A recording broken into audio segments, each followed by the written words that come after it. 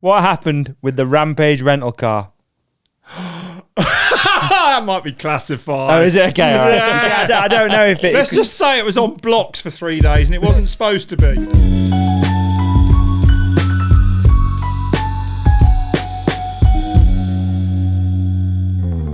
Right, are we ready?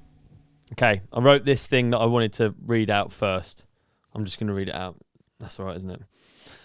We're going to talk about everything that went on at Rampage during this episode, but I feel like it's important that the first thing we mention is Adolf's Road to Recovery page. Adolf has had a life-changing injury, and it's in these moments that we need to reinstate what makes our sport great, no matter the discipline.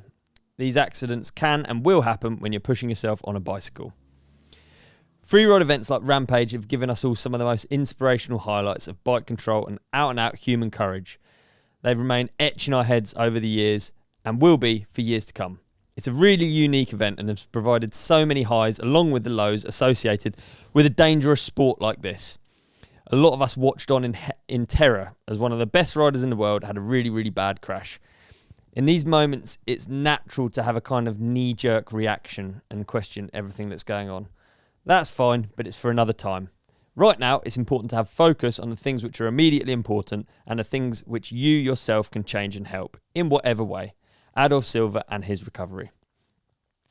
From my perspective, these riders are real-life heroes of the sport, and when I watch the sport, I'm cheering for them and not at them. If you can, let's continue to cheer for Adolf, and our combined efforts as fans can hopefully positively impact his recovery in some way.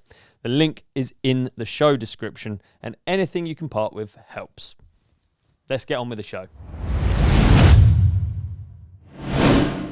And here he is. Stepped out of his Honda gear.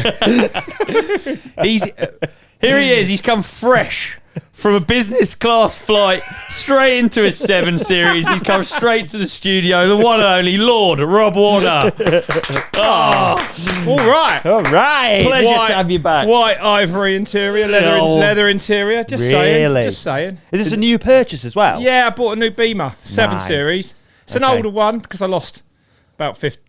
Last year I lost how much? Last year I think I lost 30,000 quid on vehicles. Really? Yeah, I learnt my lesson. I lost 15 grand on this Audi. So this car was only 12, so I can only lose 12 on it. So that's why I bought it, right? Like, yeah. So if I have it 10 years, it's only going to cost me 12 grand. It's nice. That's and good. it's full Lux. Is it? Like, and Ollie's got his Merc. He inspired me because he's got his Merc. It is nice. Yeah. You know, Doug's got a Merc as well. We're Yeah. German car. You've got your Vito. Got a We're Merc, German car yeah. club here. We're German car club. We're going Thursday night to Ace Cafe. Yeah. I'm We've gutted. always You're been coming to in, you Doug. I'm gutted it's not tonight. I was know, well up sorry. for it. Yeah. Oh, you back well up up for it. north? Yeah. They'll have them up north in Manchester and places, though. Yeah, but I wouldn't go if you guys weren't going, you know what I mean? In your Vito. yeah. All right, guys. It's not the same vibe, is it? You know? It's like a You can tradesman fill the turning back up. of it with sausages or something. Yeah. Make He's it here to more do the German. plumbing. It's just a plumber. Dankeschön. So you just bought at the wrong point in depreciation, do you reckon? I think it's the whole COVID up-down thing. I don't even know. But like, how can a car lose that much money in that little time? It's pretty shocking, isn't it? The AdBlue tank went on it. It was a 4 grand repair.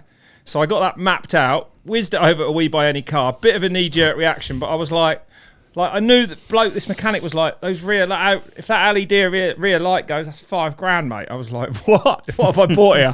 Like, how's an AdBlue tank going to cost me 4,000? It was ridiculous. So I just got rid of it, really. AdBlue is just synthetic wee, isn't it? Yeah, it's just pig's ammonia. piss. Yeah. Is it? But Yeah. you know, this is pre-AdBlue. I just like big, like the Jag, mate. The Jag went, and I've been in car wilderness ever since. But I think now I have replaced it because that feels, in its ultra soft setting, feels like a Jag. Feels pretty canoey.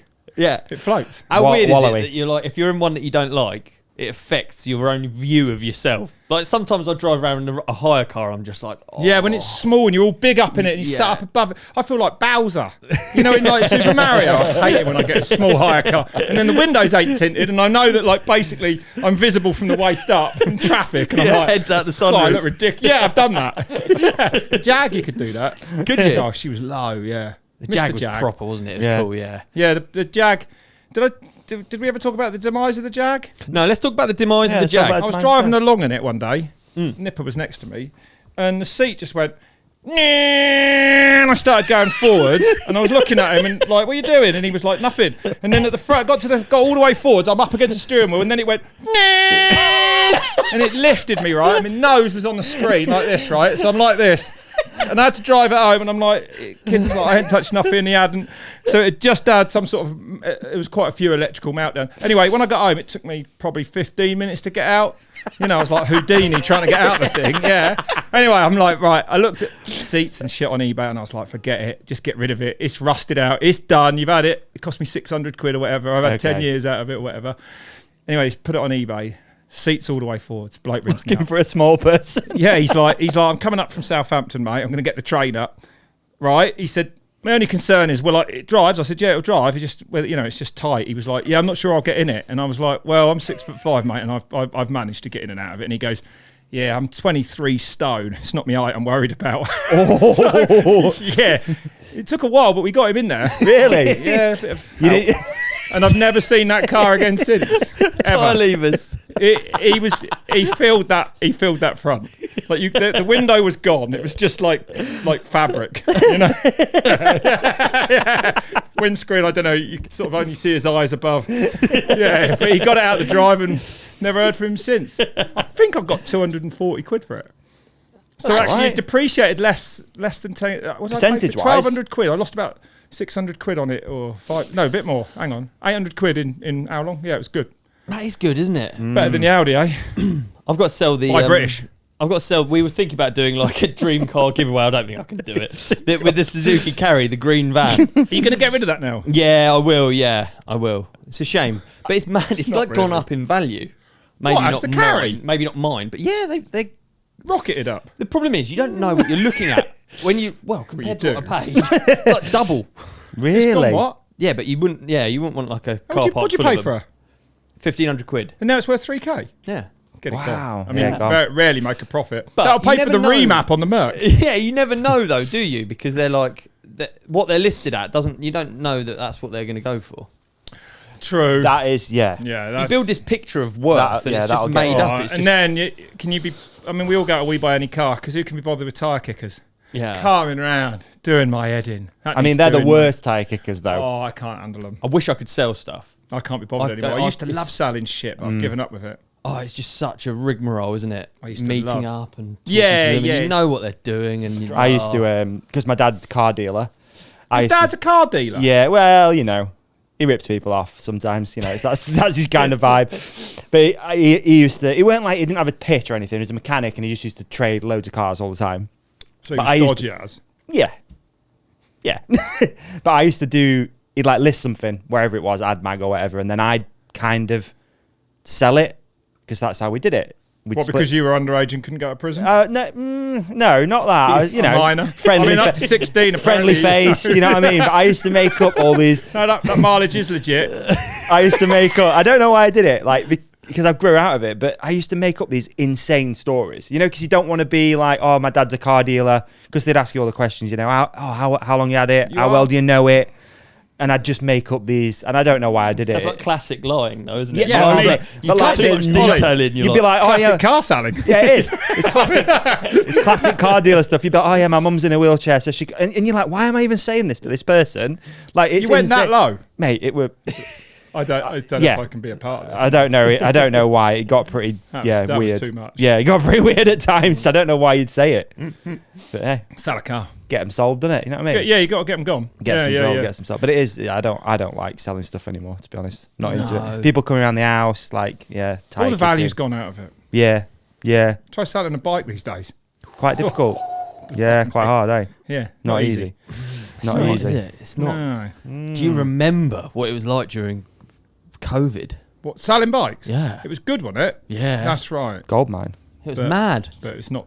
They're up for it. Now still, what, how long 3 or 4 years? How long has it been since COVID? It's mad to think, isn't it? 5, isn't it? Technically, yeah. Is it really Yeah, 5 because years? it was March Yeah. 2020. Yeah. Is mountain biking still in his? From where I'm sat, it seems to be getting worse. I don't know if that's just me, but Yeah. like I don't know. think the World Cup's putting a lot of money in now from like the deals at normal, like us on the fringes. Oh, really? It seems that way when you speak to people. The World Cup needs all the But teams yeah, you go are screaming riding and for it's money. You know. busy, man. Like I went to a trail centre sort of place yesterday in the peaks, like man-made trails, and it's just like dads and kids, and it's out there still happening, and they're all on like bougie bikes, nice stuff. Yeah, we went to Swindley the weekend. It was It's couldn't rammed. even park within 10 miles of the place. But there's just tiers, isn't there? I feel like there's just tiers of the industry, and I guess we see a kind of a different bit of it I don't than know how it's working most at the moment, people. but it feels harder than it ever has, really. Yeah. And that is across the board. Like, we even had Tommy G on Just Ride at Rampage. It probably changed since he got third, but like he was like he couldn't get a bike deal anywhere. He was Really? like, everyone, same thing. Yeah, funny. It is. Yeah, I don't know. I think there's just all these different tiers, but it seems to be like on a more locally level, bike shops seem to be okay now. Like it seems to have picked up a bit. I don't know. I don't know. No, I don't know either, mate. But then you just go up these tiers, don't you, of like brand deals, and you know, it's just different up there. Maybe. I don't know. It's so hard when there's like a influx of new people. Yeah. It feels like it's just never going to end. I still think it's more busy at the trails than it ever used to be. I still think more people are mountain biking. Yeah, I would say so. Maybe more people aren't buying. That's the thing. Full stop, anything. Yeah. Yeah, that's actually... Yeah, we're probably ending into a massive global recession / World War III right now. But let's not get into that. Hey, has that brought the tone of the pod down or not? No, but it's funny, isn't it, out there at the moment? It is. Yeah. It's a bit weird. But anyway. I'm excited to talk to you about your first Rampage experience. Because I mean, not my first in 21 years. Yeah, I went in 03 and 04. I think I worked out in the end. Excuse me, but been, which was actually nice to have reference. Yes. Yeah. So what I'd like, I want to hear everything about it because I'm gutted we weren't there. I was gutted you weren't there. Yeah, it would have been great man. fun. Yeah. Well, I had an amazing, incredible, brilliant week. Like it was. Yeah. There's nothing like it, right? There is nothing like it. I mean, I turned up on the Saturday, so you'd know better than me. You'd already been building teams 5 days by then, is it, on the first Saturday? Yeah, I guess you're halfway through that. Yeah, point. kinda. Yeah. So that was eye-opening walking on site. I mean, you literally cannot grasp the scale of any of it unless you're there. Like, you just can't. Like, when you're there, it's... Wow, like I couldn't believe people were going to ride off that shit. Actually, let alone trick off it. Like, are you joking? It was insane. And then, and even in that second week, just seeing everything get built more and more, like the way that place just transforms. Yeah, and by the end of the week, it's like a work of art. You're walking around, sculpture trail. Yeah, it is pretty amazing. Quite violent, isn't it? Quite a violent sculpture trail. Out of interest, what are the 20-year differences? So when you went 20 years ago, what did it look like then and compared to now? Well, I got chatting with Bender because when I went there, I said I was here in 04 the last time, and that was Bender's drop. He was like, he remembered it. And sure enough, it was a long time ago, but he went off it, and I think he jumped off his bike about halfway down, and then straight, no-handed off it, did a suicide off it, and won and wore the bear suit, right? That was, so that's why I know it was that year. Yeah, it was that year, for sure. I remember seeing that with my own eyes. Like, and I remember where that Josh Bender drop was. There was this, like, I think it was the drop that Gracia had maybe won on, or did he win Rampage the year before around that? And I remember anyway looking at it all like I did this time and going, everyone's off their fucking heads here. Like, so in that respect, it's always been, I think it's always been that big and wild. Obviously, that was on 26-inch wheel bikes. Like, Bender's bike was like 2 vertical shafts of 3 feet of travel. You know what I mean? Like, but that was actually insane then, as it was when I went back this time. So it's all moved together in it. All relative. Probably. Yeah, I guess. Like, like you're not going to turn up at a Red Bull Rampage, are you, and not be visually impacted by what you're seeing, what people are going to ride off. Like any year from year one, we remember all the crashes back in the day, and but it's moved on. It's moved on a lot. And as it came round at the riding, like, and also we're doing the pods with the riders. Like, that's cool, man. As well, you did that. Yeah, we had Real Tyler cool. on and Tyler, McCall on and stuff like that, talking about like the science of how they do the drops. And I'd say that had changed. Like, they work it out, the ratios, and so all that science is in there more now. And watching them ride and just stomp stuff, nail stuff, like landing really like within 2 or 3 foot of the top of them landings. Like on the first drops, that blew my mind. Like, I couldn't get over it. Like, you were there for some really, I followed along with your stuff, and you were there for one of the standout riders was Lemoyne for me. I was already excited. I was already on board before he went in. But you were there for that big plum drop. Horrible. Well, we had him on the pod, and then he was like, "I'm going up to do it." I was like, "Wow!" So I went up there, with my GoPro, and sat there for the after. I mean, it's real nice, isn't it? You sort of, I climbed up this gully where that big central line was down. I climbed up the stream or whatever it would have been up to it. It was wild climb. I actually got scared and thought, like, it was so steep what they were riding down there, that big chute, that like at one moment I had to turn around and I had a bit of a panic. I was like, fucking hell, if I go here, I'm gone. I was in the middle, it felt like you were in the middle of nowhere, but jeez. It was mad. But yeah, Max was up there watching as well, and he came in and it was like the top of that goblin, he had to turn on it, and like the exposure in all directions, and then this vertical, almost 44-foot vertical plummet was, and he nailed it, and then he nailed it again on the day, and he didn't go back up for a second run, and I don't bloody blame him. It was insane. It was, someone when I was stood there was like, this is probably the wildest feature that's ever been hit at Rampage. And then, so definitely to be there for that and feel the emotion of someone pulling off something like that, that was, it was incredible. It was, what a feeling, man. It's all ramped up all to that point for him. He's sat in that hotel room or wherever he's staying every night, and he's just every night, no doubt, he's closed his eyes like, I don't know how is it a bit of a pull? Is it do I have to push through it? How much speed do I bring in? Like, imagining doing it, you think he's just done that the whole time. Just consume you, wouldn't it? From the minute, that was something else as well that, like, I probably hadn't realised quite to that extent about Rampages. Like, so you rock up there at the start of the 2 weeks, and like with you, Bren's going to go, right, or you as a team are going to go, right, we're going to do this, and then we're going to do this, and we're going to do this massive dropper, and we'll have to build a landing or whatever. But from that very moment onwards, once your spades, shovels start hitting the ground, right, that rider ain't backing out. He ain't got a B route. Yeah. He ain't like, you are full in. And when it comes to Rampage Day, you are not probably going to go, no, I don't really fancy it. So for me, that pressure was like, almost like nothing like I haven't experienced, but I could sort of feel like, I can't believe it. It's worse than any downhill race. You know what I mean? Like, it's a 2 week build to something, so true, man. I never even thought of it that way. You can't really back out of. It's 100% commitment. From the moment you start digging. Yeah, it's a 2 week commitment. That's a long time to keep your head. Very true.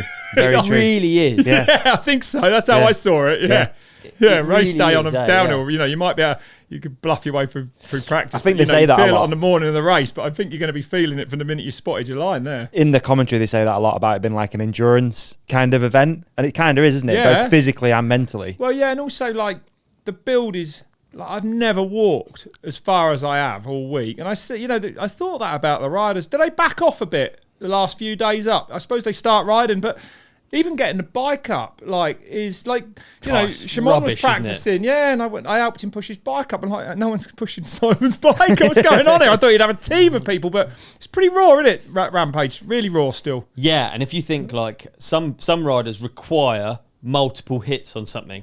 Like, Lemoyne doesn't want to do that drop. No. He wants to do it once and then remember what he did. What a task to get a bike to the top, though. But if you've got like spin stuff, flip stuff, trick stuff, you need to be comfortable on it. So then you need to do at least, let's say, 5 runs, don't you? Like, imagine. You'd want to, wouldn't you? Yeah. Yeah.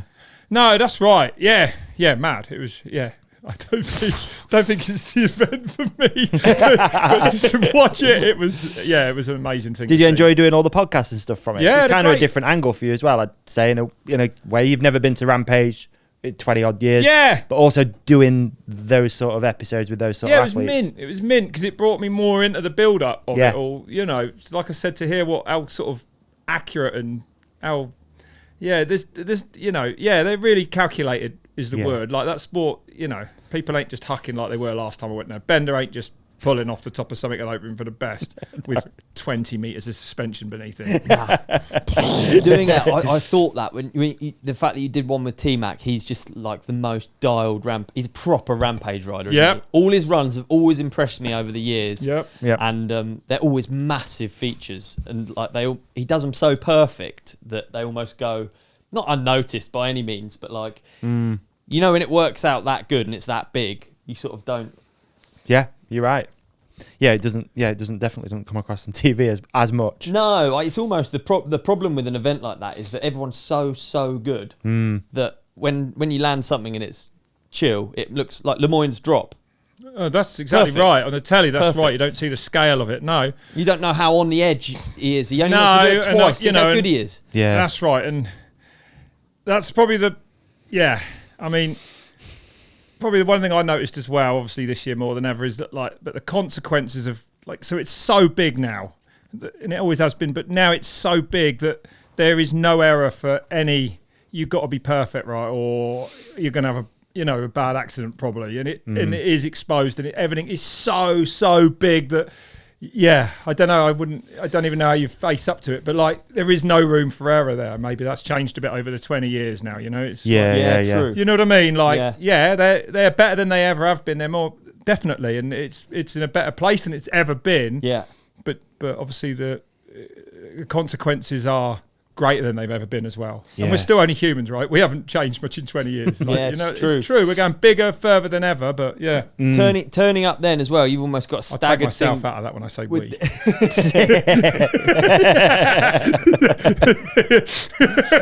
Absolutely not. You've almost got a... yeah, I know, exactly. I'm sat here It's down to in you, the David. Surrey Hills. Down to you, mate. Yeah. Surrey Hills has been brutal again on Ollie Wilkins' feet. Destroying him. Turning up 5 days in as well, you've got almost a staggered load of action coming because you've got the women's event just before, right? Yeah. So then you've got the practice for the women's event happening. Everyone's still digging over there, and then you've got people testing over here, and it took out quite a few early on, actually, didn't it, this year? Yeah. It did. We lost Aidan Parish. He broke his femur, didn't he? Yeah. Did you mean in the women's? Yeah, in the women's as well, because it's almost like they're before. Yeah, You've that's almost right. got a longer period of testing going on. Casey Brown. Yeah, Casey one. went out early, didn't she? That Yeah. was that. Yeah, it sounded quite nasty, and the injury sounds nasty as well. I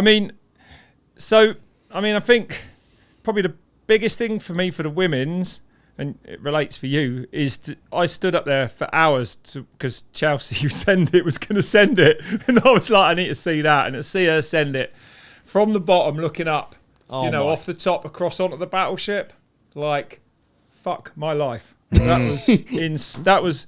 I mean, I know she didn't compete in the end, but what an iconic moment that is. What an iconic moment, that image of her sending that gap. I mean, good God. And, just another, everything there, you've been up, I could barely walk along the bottom of that rock, of the Battleship. I could barely get around the edge of it, like the drop. There is no room for error there. None. There is no, on all of Rampage, there is no room for error. No. That you really ain't messing about. It's a fucking big mountain event. Make no mistake about it. Oh, we had a discussion on Just Ride about slope style my ass. What are you on about? What are you on about? Yeah. Fuck off. It's huge. Yeah. It's cliffs. Yeah. It's ridiculous. You can't. You almost don't have anything to compare it to, though. There's do nothing. you? No, that's it's right. its own thing, innit? That's the it thing. really is its own That's thing, right. which is what makes it quite such a spectacle. Even free ride. I stood with Cam and I looked at, off the top, in the men's that literal shoot. straight shoot down, and I was like, that is real. I was like, what? And he was like, yeah, I think that's probably probably gnarlier than any drop that's ever been done in any video segment. And I was like, yeah, and that's what a competition will bring. But how gnarly is that? That you're here 2 weeks and we are seeing shit that people would plan maybe to do in a video segment for a year or more. Just And compacted in. it's just here. It's competition free ride. That's it. That's how it is. Yeah. Yeah, that blew my mind a bit. That did. That's how much everyone's putting it out there to compete at Rampage. Yeah. For sure. Yeah. I need to get out there one day. One day, it'll happen. you hopefully. won't see anything like it. Yeah, it's there's it was and obviously this year was a bit of a different event day. Yeah. It was pretty heavy. I won't mind admitting that. Whoa, that was a big day, but that's Rampage, isn't it? That is. I'll tell you what. I is guess it. you'll have been thinking as well. I guess it's a tough one to always approach this, but the commentary for that throughout that day was, I mean, I messaged all of them. I had to. I was like, Salema, Cam, Nikolai, you guys, like, and Caroline, like, held that thing together. That was emotional. Just watching, you could just tell. You're like, whoa, fucking friends, you know. Exactly. On top of being a professional commentator. Yeah, bloody right. I take my hat off to them for that. Yeah, they held it together. I thought about them a lot, actually. Yeah. Yeah. I did. I walked by that commentary box. Not that long after Adolf had his crash, actually, and people were upset. I mean, I can't believe they got through it. Yeah, no, I know. I know. Did it? Yeah, I haven't watched your post-event episode, but I haven't put it out actually. Okay, I have got. the podcast you did. Oh, sorry. Yeah, sorry. Well, both obviously. No, now, we didn't do one. We didn't do a post-event one in the end. Did you not? No, we didn't. We were gonna. We had some lined up, and then it was just that day, you know, what happened and everything, and no, we didn't. It absolutely didn't do any podcast afterwards, and none of us wanted to. Okay, like, you know, so Rampage is what it is, and it was it was a big old day. The actual day of the competition, it was really heavy, mate. It was, I mean, you know, that's it. It's a competition. This is what happens.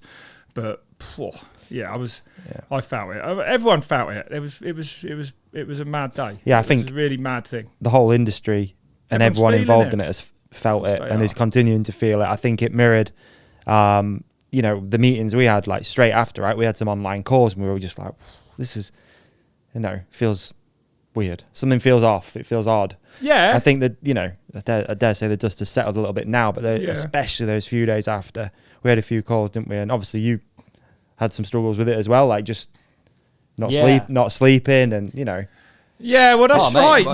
Agreed. It was. Yeah, I've played it down a bit, but I was trying to I was doing an internal show for Red Bull actually, and I couldn't do the closing link because it just fucked me to see all that, quite honestly. Yeah. It was a bit heavy. It was. Well, you don't fucking helicopters in and out and stuff. I mean, it's, you know, everyone. It was really, really heavy day. Yeah, it was, and it was a shame. Of course, it was, because, you know, it took away from everything really, but overshadows everything. Of course, and it should. Of course, it should. But you know.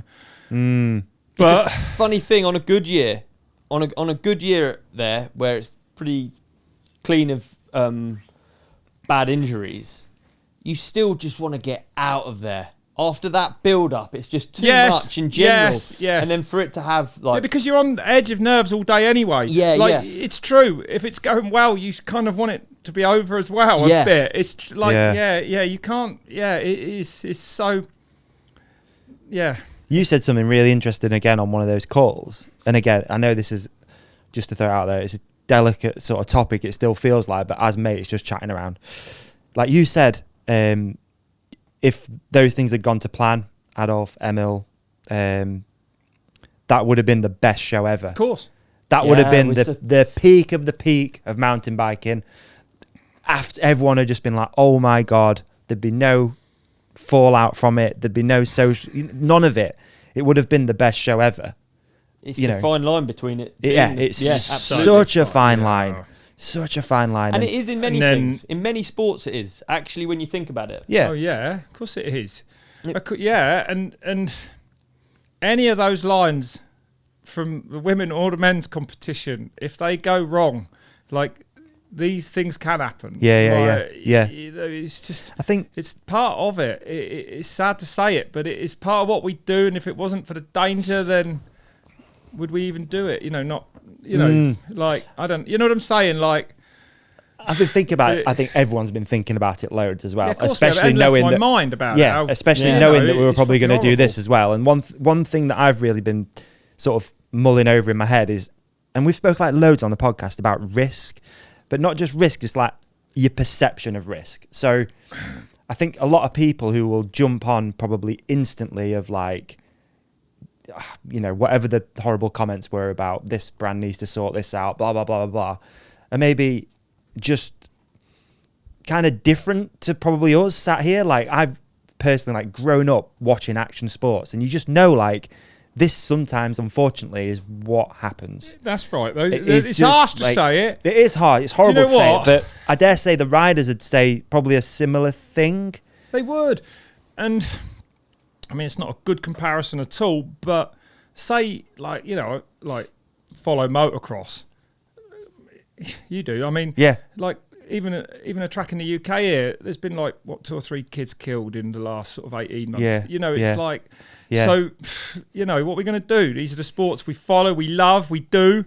They come with massive risks sometimes. Yeah. I don't know, but I mean, it's an just impossible one to answer. It is, and it, you know, it's an emotional one as well. Yeah, it, well, that's like, the makes me thing. feel like weird The even saying it. The emotion now is still too much for us to really have good eye. You know, it's. That's why the commentary is so impressive. Because Yeah. in the moment, it's very difficult to get a clear picture. Bloody And fair play to them, man, getting through that. Really, any of those like comments and stuff, negative stuff, comes from a place of kindness, doesn't it? It comes from like a place of like, oh, you know, they didn't want that to happen. No one wants that to happen. Yeah. So it's like the instant thing is like you want to work out what you need to change or what you need to do. That's right. And like sometimes it's that there isn't an answer. Really. No, like, well, that's right. And I imagine, I don't know.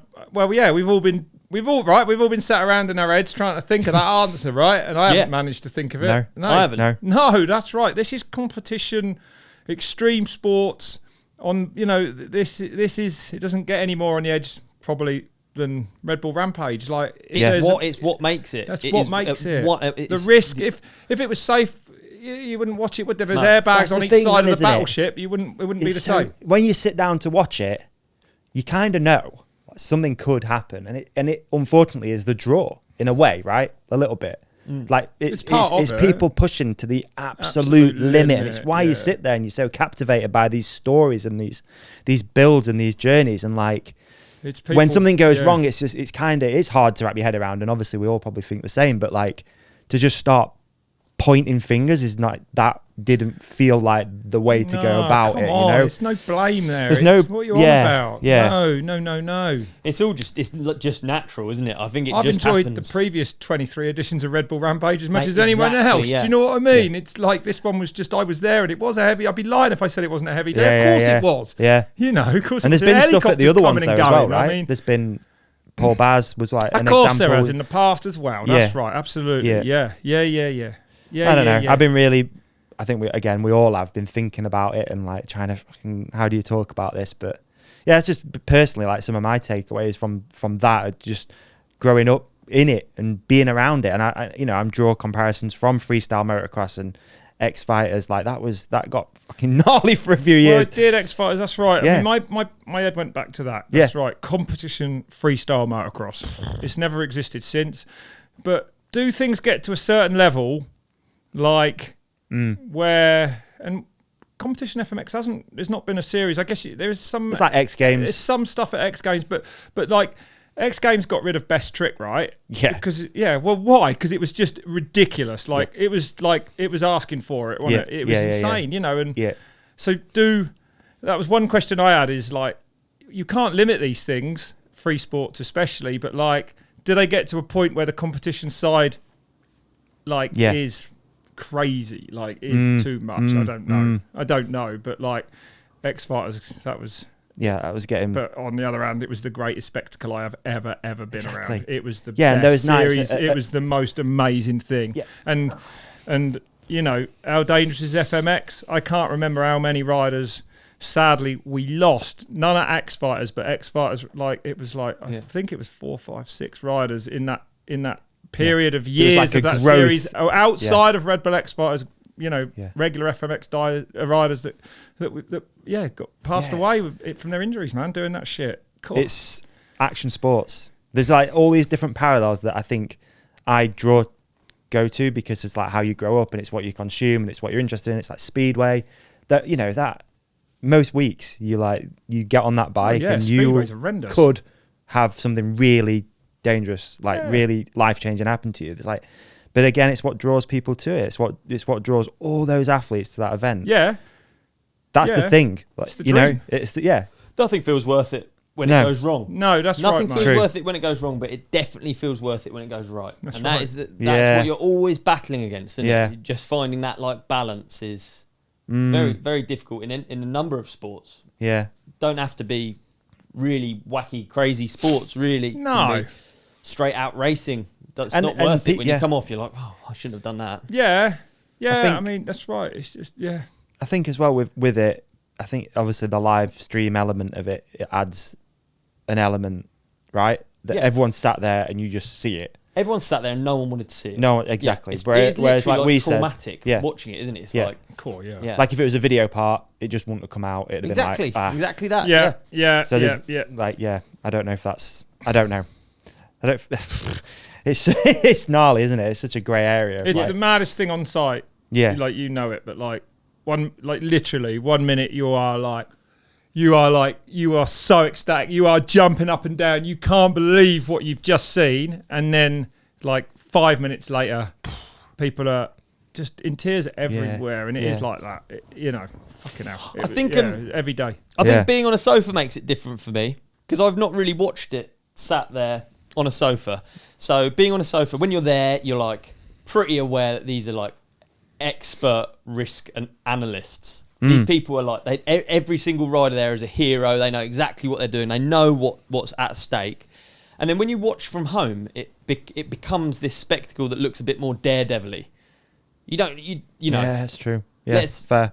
Yeah. Adolf Silva is someone who's double flipped 2 wheels more than most in the world. He's done crazy big jumps. Better at double backflips than single backflips. They were saying earlier in the week. Yeah, he's better at crashing them than anyone. He knows exactly what he's like, as good as you could be at that particular skill. Yeah. So you've got people, Emil, like that guy. He's literally a robot, dude. It's an opposite tail whip. Yeah. You know how many he's landed? He's like drilled that, like just the same as a basketball player shoots shots. He's done the same thing over and over again. That's right.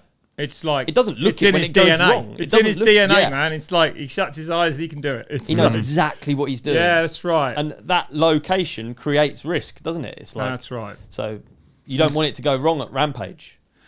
No, that's right. That's right. Because you're not in a bike park. No. And this is where like I probably explained it badly, but like context is also really important. And obviously the broadcast does a great job at that, but you sitting there watching those things go wrong, you know, obviously you've got that context. We know Emil is a robot. We've seen his career. Someone who's found biking during COVID, just like, well, this is insane. Yeah. Yeah. That's right. Yeah. And maybe that is the, not the problem. It's not a problem. No, but naturally you just want to fix but it's stuff. Just if the you're nice, you just want to fix the stuff, context of it. Yeah. I think it's very difficult to change the event and not lose it. That's as right. Well. I agree. I have a few things, but obviously that only ever from my perspective. That only from my perspective. So it's, for instance, Lemoyne. I loved his whole approach to it as well. He wanted to do it he wanted to build his Rampage line. Like whatever he thinks of Rampage. We're not even talking about judging. He wanted to make the thing that he wanted to make, and it had that one big hit that kept him up at night, and it had a load of other features that he knew he could do. He knew he could spin that, flip that, whatever it was. What I question is whether it would, what I think could be quite a cool addition, because rules can change and stuff, and you can move a sport forwards.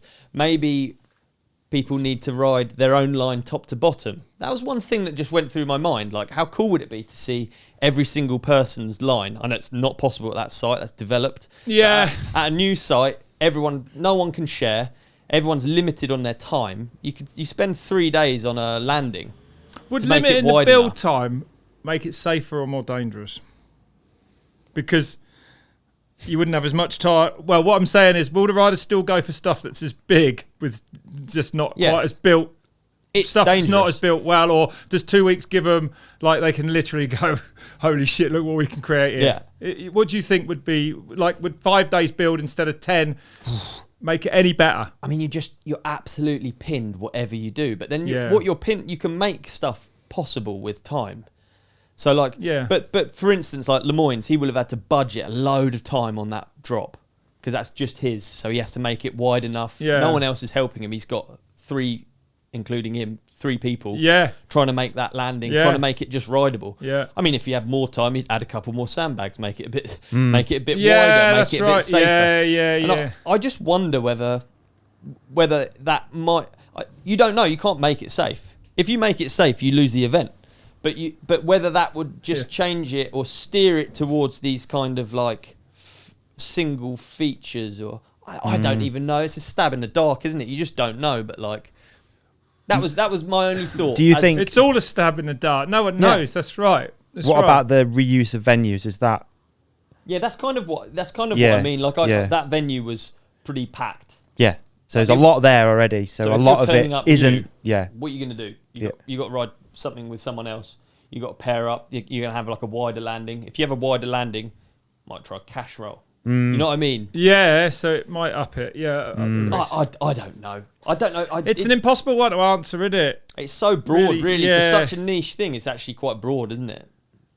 Yeah. It's incredibly difficult to suss it out. Yeah, what could you do? It's freeride. There's no limit in freeride, really. That is sort of it. That's probably my takeaway. Was that like, well, what are you gonna? How can you limit this? You can't. This is the idea is it's unlimited, and it is unlimited, and that's what's so beautiful about it. Yeah, well, especially when it goes well. Yeah. Well, only when it goes well. Yeah, perhaps, but you know what I mean. That's right. Yeah.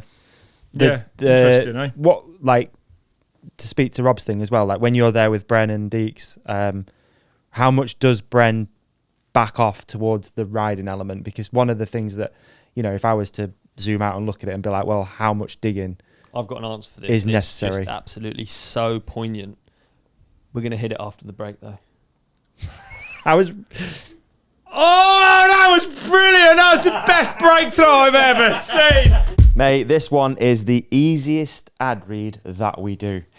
We're just going to speak from the heart. WORX have been a sponsor of ours for years, and we've both used the majority of the tools at this point. Absolutely. I mean, I've really sort of redone my house with WORX tools. Yeah, I've got a plethora. I bought in mine. Show and tell. This is you what? Sorry, yeah, it's show and tell. Exactly. So this is my Hydra shot, and I bought it in because I wanted to do show and tell and talk about the things that I really love about it. Please, is that okay? I'd love for you to do that, please. So basically, one of the key things beyond the actual function of this, which we'll get into in a second, it's the fact that it's part of the power share system. Now, every single power tool I own, and whether that's garden, home, DIY, my chainsaw, trail building. I've got 2 chainsaws. Ooh. I need to actually keep my voice down, otherwise WORX will hear and I'll stop sending me anything. I'm spoiled. Yeah. But this power share, this goes in everything I own. So I can't tell you how easy that makes life. Yeah, I've 100%. Always got something charged up. I'm not the most dialed with like having a set up charging area. So it's always good to know that you've always got batteries. Yep. True. Pop it in here in a waterproof case. Nice. There it is. And you're off to the races. Now, this I use attached to my hose. Yep. But previously, I've used it with the hose connection that goes into a water source. So you can do it from a bucket or a river. So you can have it in the back of your van. Yeah. To clean your bike. Yeah. Super handy. Portable, of course. Like I've done that before. I've finished a ride. I've been parked near a water source, whether it's a puddle or even actually taking water in Portaloo. a 25-litre drum. I saw Davey once gave it the blue wash down. I dipped it into my bucket that I'd taken. Yeah. Washed the bike in the back of the van. Dry when you get home. Sometimes I even use my WORX leaf blower. No, you don't. To dry a bike. I have a leaf blower. Gangster. I best get on the emails. I'm going to get a leaf blower on the go. But yeah, love this brand. Love the tools. Super easy. I mean, the Hydra Shot's become a MTB must, hasn't it? I mean, it really has. If you don't own one, you may as well not have a bike. Yeah, your bike's really going to end up landfill. Yeah, basically yeah. This is actually the nitro version as well. So this is more powerful. Some extra beans. It's got this like adjustable head, so you can adjust like the spray. We don't need to tell you what a pressure washer does. This does what a pressure washer does, but I can't tell you how good it is and how easy it's made my life. And I've been using it for so long. This is literally the easiest advert to do. It's so good. Before I had a hose fitting on my house. Yep. I used to live in a flat. Yep. I used to wheel the bikes into the flat. It was so annoying having muddy bikes. It just meant I had a muddy house. I got this. It literally changed my life. I'm not even joking. I could wash my bikes and I didn't have to live in a pigsty. And then I could get a girlfriend. Dude. And look at us now. This jet wash has changed your entire life. Yeah, it's meant that I can actually have a partner in life. I'm not just on my own with a muddy house. I mean, what an endorsement. It's mind-blowing, isn't it? Yeah, It is and mind-blowing. What's even better than that? So people can get a partner, change their life, Yeah. and save 15%. At How much? 15%, dude. I Say it mean, again. the fact, 15%, you're serious. I mean, the right. fact that they offer this product to general public as something you can just buy is ridiculous enough. And now we're offering it for 15% less. Mate, you'll never see a single mountain biker again. I mean, I kind of want to keep it secret a little bit. That's why I was a bit, it's the only downer about doing these ads. I wanted to keep it a bit secret. I don't want everyone to have the secret to my success in life. All right, maybe we're going overboard. We actually, do you know what? It's a product we don't really need to. The Hydra Shot is absolutely unbelievable. And you say we get 15% off. How do we get 15% off? Head to WORX.com, enter the promo code The Ride Companion. It's on screen right now. The promo code is flashing black and orange. The Ride Companion at WORX.com. Change your life. The Clean Ride your bike. Companion at WORX.com. Yeah, easy as that. Seems easy. Is easy. Change your life too. Thanks, WORX. Cheers, WORX.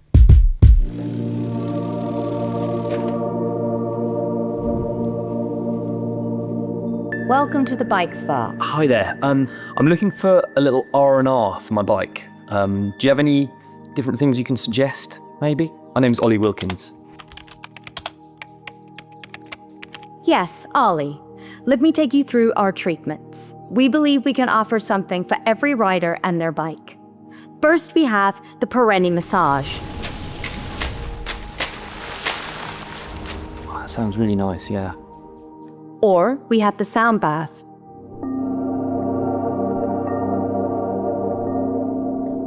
Sound bath?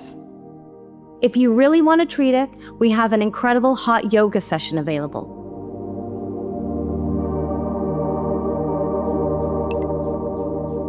I suppose the heat's quite nice. It probably does. Yeah, okay.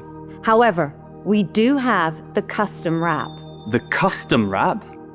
Our Custom Wrap is a custom-fitted PPF wrap designed exclusively for your bike. It provides a rejuvenating and revitalizing finish. It really doesn't get much better than that. No way. I mean, obviously I'm going to go for that then. Yeah, please. Great choice. I'll put that right in.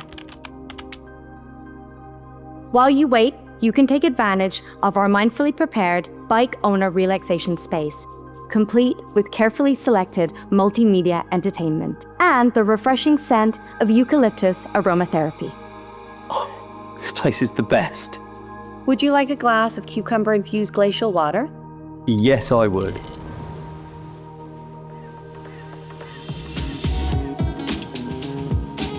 I'm in sunny Shrewsbury in the UK, the birthplace of Charles. Hey up. Darwin, the man who gave us the Well, that's pretty good, isn't it? connection. And that means that the strongest of us.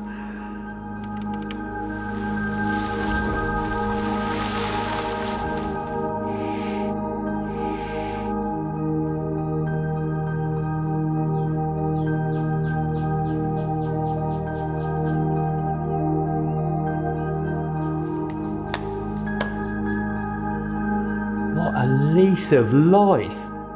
I can't even believe it's you.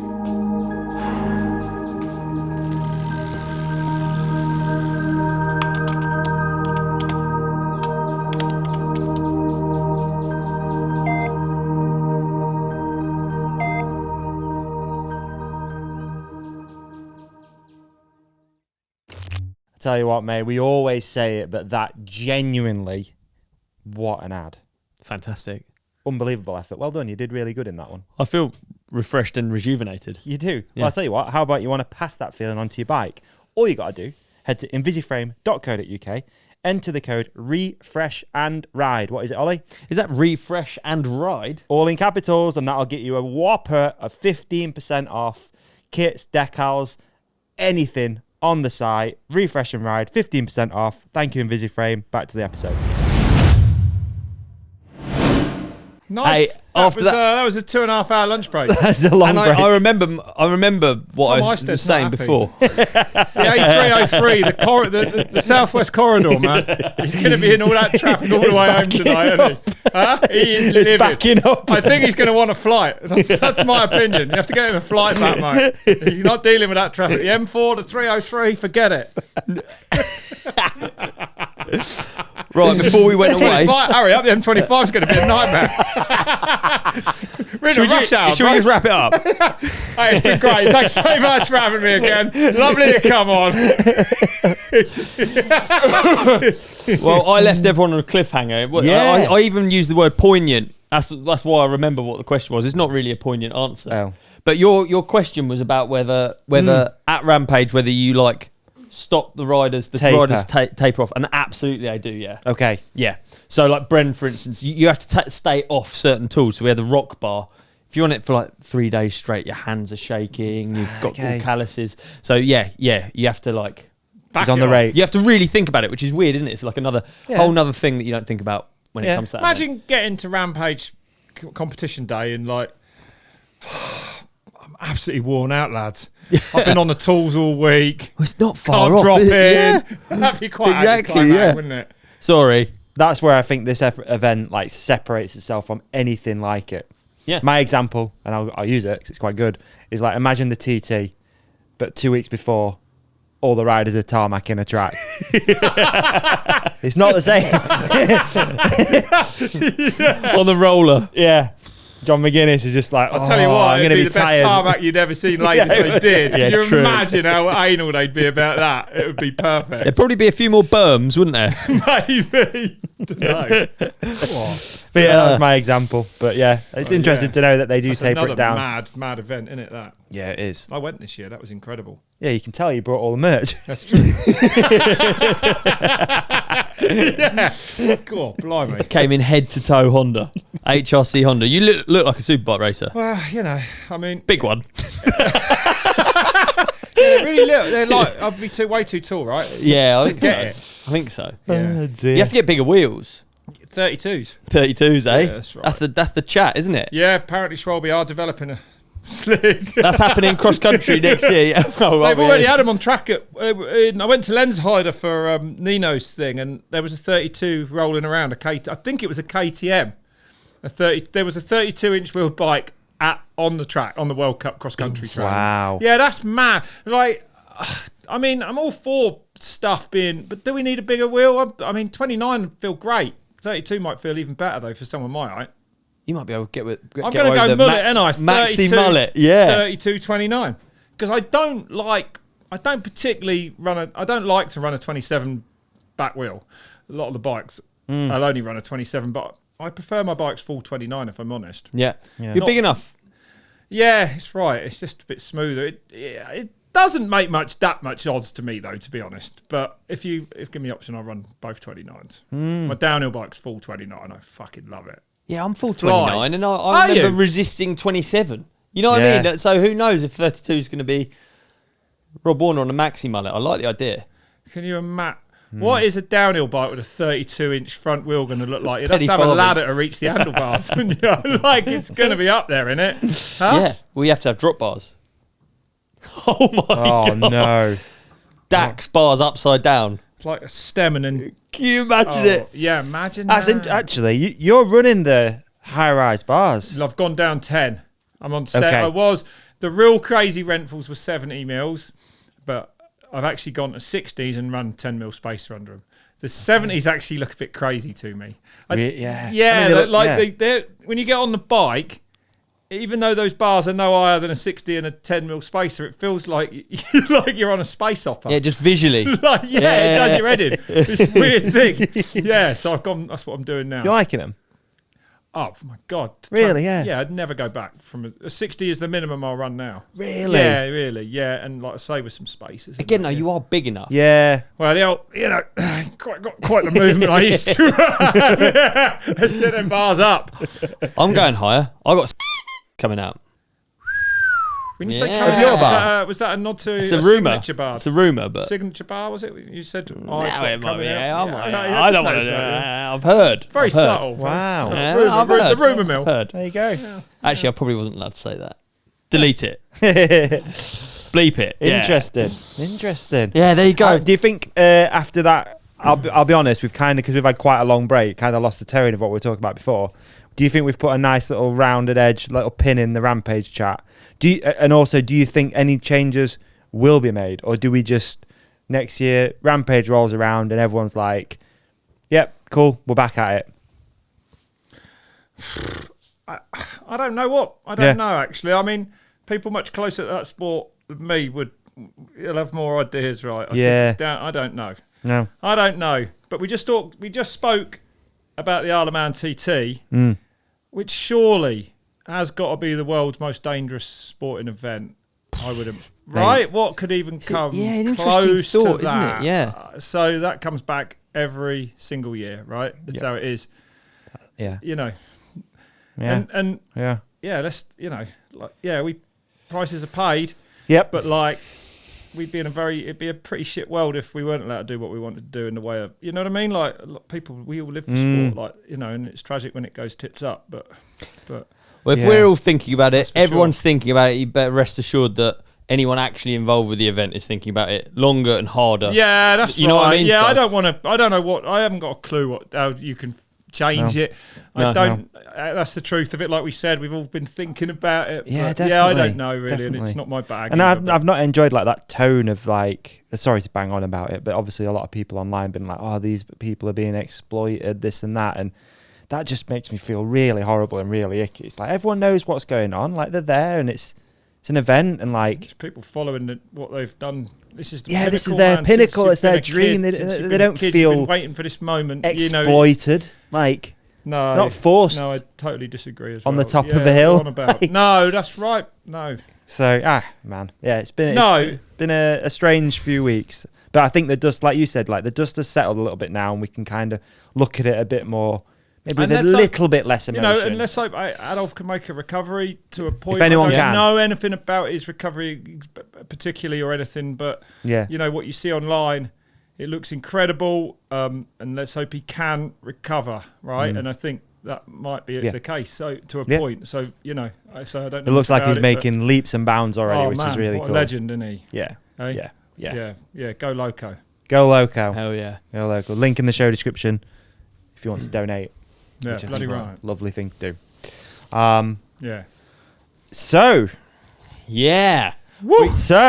We got to talk about your latest series. We've just been watching it. Have you watched a bit of it? Yeah, we have, yeah. 5 hours of it or whatever it is. It's a lot of hours, There's isn't it? a lot of it. So thanks anyone who has delved into it. Yeah. Last week I put out, I shot it earlier this year, and it was probably one of the reasons I come on today. It all started here with a ride companion when I had my autism breakdown. Bawled my eyes out. And now, how long ago was that? Well, yeah, it was a couple of years ago. I think. It weren't as long as what you think. I think. No, maybe not. I mean, that was weird. I was still very much in it then. Yeah. And now I'm very much out of it. And I did this ADHD thing earlier this year, because we asked on the end of that one if anyone would help me do an ADHD test, and Larissa got in touch. Yes. And then eventually it was a bit of work. We got round to it, and Kimberly sat with me and did my ADHD assessment, and then Larissa as well was in there, and we did a chat about ADHD and sport at the end of it, which is her specifics, and it's 4 or 5 parts on YouTube now. Like I said when I put it out there, it's not been edited down. Like we just talked about editing it down. Like actually, Larissa and Kimberly were like, "Well, no one with ADHD is going to sit through that." And I was like, "Yeah, you're right there." Like I wouldn't, but then we just decided to take some bits out. Yeah. Obviously, super sensitive. We took all the stuff out actually about Adderall and all those things, and some family member stuff, because I don't know, I'm not ever going to take medication for it, and so that was a bit that come out. But other than that, it's all in there. So yeah, and if you want to have a look, I'd probably recommend episode 4, which people have said is the wrap up one where it all sort of comes together. So if you were going to watch one, maybe have a look at that. But yeah, all good. I got ADHD like a motherfucker. That was the summary of that, man. I am like number 1. There is no one on earth more hyperactive. I am in the top percentile of hyperactivity. Is that so? Yeah. Yeah. I am as hyperactive as it, that alone explains so much about, like, good God, everything is too. I'm on a different plane of like speed in life. Like everything does my head in. I have to wait for a second to cue. Anything's too much. Right. I'm interested. Through doing this, you must have learned loads and loads about it. For instance, a lot of people won't necessarily be clued up on it. So maybe you could go through what aspects of what you think are these behaviours or these, unique things about each thing. So let's say the autism assessment, what do you attach to that? And then the same goes for the ADHD assessment. What do you attach? Oh, well, that's I probably don't really understand the question, but like, maybe. But in you, what do you see for both of those words? What do they mean for you? Yeah, well, they are me. Yeah, that's a thing. That's probably why it's a bit of a rubbish question in a way, because it's quite difficult. It's not a rubbish question at all. No, not at all. No, it was just they were very different time. They were very different things, because I went into an autism assessment devastated that I had autism. Okay, yeah. Knowing pretty much that I did have it, but my God, it was hard to take on board, right? And actually, the ADHD thing, you know. So people have said, like, what's the difference between an ADHD assessment and an autism assessment? Not that much, actually. You go in and sit in a room with a woman or a man or whatever, and they're going to ask you a load of questions. They're probably going to monitor you more than what the questions are, right? You know, like, it's not always about the questions, whatever. Yeah. And you'll come out and you'll get your result. And the big difference for me between them is that there is a fucking massive stigma around autism. You're autistic, like, that makes you a weird person, right? Yeah, ADHD is fully... It's accepted. I was just looking on social media then. Someone's like, oh, my undiagnosed ADHD. You know, yeah, well, you know, have you got it or not? But ADHD is seen like it's being fun and cool. It's pretty debilitating, actually, I'd say. Probably, maybe, like, I don't really know. I've never been any other way. But yeah, it's like, a weird thing, isn't it? Yeah, like I'm all over the place all day long. But that's how I live my life. And I probably don't achieve as much as I might. But on the other hand, I don't know. But... They're both. So here's a really important thing, actually, that I did want to say. So when I was in Whistler this year, a bloke came up, and again, as always, when someone comes up to me about it face to face, it's never going to be that good for me. So I apologise, right? Like I don't answer the comments. So everyone who's commented on these ADHD things, I probably haven't replied to any, but I read them all. But I find they're a bit personal for me. Yeah. Like I can't really know what to say back. But this kid was like, oh, Rob. And I was like, hello, mate. You know, and he was like, yeah, can I have a word with you? And and instantly I'm like, yeah, well, it's the truth. So I was like, yeah. And so I walked over and he was like, oh, can we go over here? And I'm like, yeah. So we go out the door and he's like, all right, mate. I'm like, yeah, how are you? And he's like, yeah. So I just wanted to say, I watched this thing and I went and had an autism assessment. And I was like, right. And he was like, I got autism. And I was like, right. And then he said, and I said, good. And he was like, well, I don't know if it is. It's not made me feel any better. In fact, it's made me feel worse. And that's kind of when you caught me, right? I was more fucked with it than not if I had it.